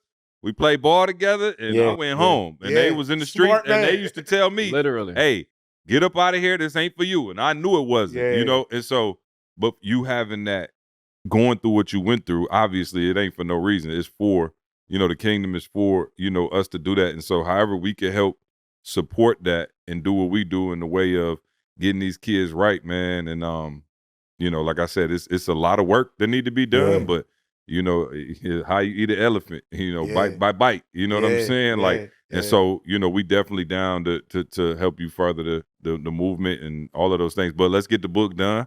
Don't be like the hip hop preacher with the 12-year degree. You know what I'm saying? Hey, this who you was talking about? Who is that? Well, this who you was telling me about. Oh, that's Willie. That's Willie. How long ago you started talking to me about this dude? Probably a year ago, and he reposted his thing. You know, he posted. I didn't even know that's who you was talking about. How y'all find it? Did he bring the pistol? Oh, he didn't bring the pistol. Oh, he didn't bring the pistol this time. Yeah. Hey, that we know of. Hey, that we know of. Hey, no. Hey, Willie Mo, on life though. On life. So he was speaking last night. This is college, bruh. I've been here since 2005. Some hood cats came in and they were sitting there, and one little fella had a coat and he had it wrapped. And he kept moving. And I was like, okay, hold up. I ain't comfortable. I don't know who these cats are. I don't know what's going on. I'm like, I don't know who he like, I didn't know he had nobody. I was just like, yo, like, I'm not comfortable. I don't want nobody to get hurt. We just had a shooting on campus. I was like, I don't want nobody to get hurt. So I'm kind of just, you know, like, checking the scene. Made a little phone call. You know what I'm saying? One of my homies came up there, and afterwards, they was next to him, and I was like, who is this? He's like, oh, that's my brother and my nephew. I'm like, oh, okay. Okay. Oh, okay. Hey, man. Yeah, you know what I'm saying? Hey, then his other family from Detroit came, and let me just say, I hugged all of them and was like, oh yeah, they from Detroit. I smell their cologne. I'm saying they all from Detroit. Hey, when you hugged them, I smelled it. I said, oh yeah, this nigga for real, for real. hey, when you hugged them, I was like, they came in, like they started coming in. I didn't know who they was. They started walking into the actual, I'm saying they ain't college students. They look like they from the east side of Detroit. I was like, okay, but I'm gonna leave it alone. He was like, they go my people. They was like Detroit. I was like, oh, what up, dog? Yeah. Come on. Yeah, no question. But they was with him, so we was cool. I was like, oh, they with him. That's his people. So so true story. I definitely want to know if he cared or not, based on the company he was keeping. hey, why did you tell these people that, man? No, he been talking to me for over a year. Yeah. But we try to let it happen organically. Yeah, it's on and popping now. Man, I'm excited you got the right man for the job. Hey, y'all all sound alike though from St. Louis. He talking about it's amazing. I'm like, up in here, you're there. Man. Yeah. I'm gonna let you get out of here. I know you working. Love you.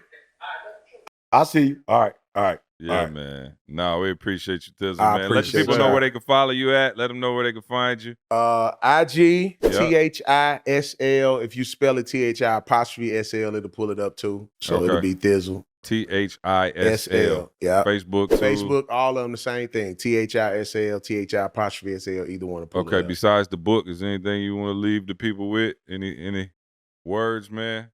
All I got is, honestly, find your spot and work it.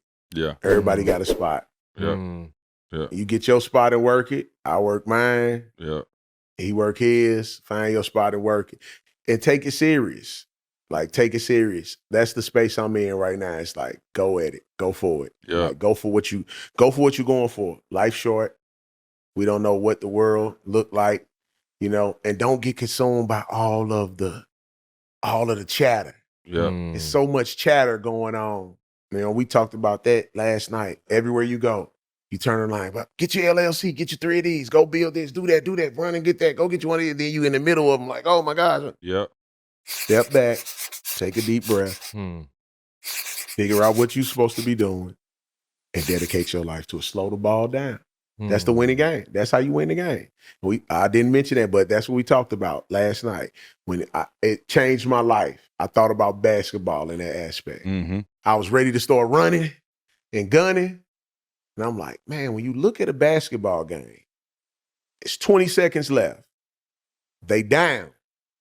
This is the time to start running and gunning. But what do? They stop, slow the ball down. Take a time out. Take a time out. Yeah. Then they look. Oh, there go my best option. And we even mentioned that last night. Sometimes you got to take an assessment of your team. Start replacing people. Like, that's real. Mm-hmm. Like, there are one of the things that I'm talking about in the book, because I'm talking backward and forward. So I'm talking to youngsters. But one of the things I'm talking back to them, like, everybody that start with you not gonna make it. Mm-hmm. And one of the reasons I touch on that is because people get crippled by that. Like, I got a lot of people that I grew up around that stayed stuck where they were. Yep. And we have this thing in the hood, and as black men as a whole sometimes, that we want to save everybody around us. You could try to save everybody around you and drown yourself, or fall off or die yourself. So everybody not gonna make it. That don't make you mean. That don't make you selfish. That don't make you this. And the reason I touch on that part is because people get stuck from that. Yep. Like, people get stuck right there where that happened or where this happened. And then it's not always from debt. It's from, like, you might just outgrow some people. Yeah. Come on. So you got to assess your team, look around. You got to get you a team. This is the lesson I learned I'm learning the second half of my life. You got to get you a team. Mm-hmm. You're only going to go so far by yourself. Yeah. You probably got people on your team you need to replace. You ain't got to kick them out your life. You just can't play in the game. You know what I'm saying? Like, I still love you. My people I grew up with, I love them. I call them. I hang. You just can't play in the game. Like, when you feel like you going to play in this game, you're going to play hard as me. Yeah. You're not going to come play over here and play around. Get your team, get your stuff lined up, slow the game down. What you said last night, though, some of your players are what? They like they playing for the other team. Yeah, you got players, they playing for the other team. You go up to shoot, they running out of the block your shot. And it's Oh no, you and our staff meeting now. yeah. It's like they playing for the other team. And the reason I just said it to make you laugh, bro. Just come on, E. The sad thing trying to make me a bad guy. The sad thing is this. They'll get on the team because they know you're a winner. They want to be a part of something that's winning. But then when they get on the team, they want to get shine. So they'll actually try to make you miss a shot so they can look bigger. You don't need people like that. It's like, nah. You need people that's willing to pass the ball. If me passing you the ball mean we going to win the game, here you go. Yeah. Take the shot. 100%. Because we going to win together. So, yeah. Ladies and gentlemen, Thi'sl, man. Appreciate you, bro. Happy to be here. Fantastic, bro. Sorry, Appreciate Brandon. you, man. We'll see you on the next one.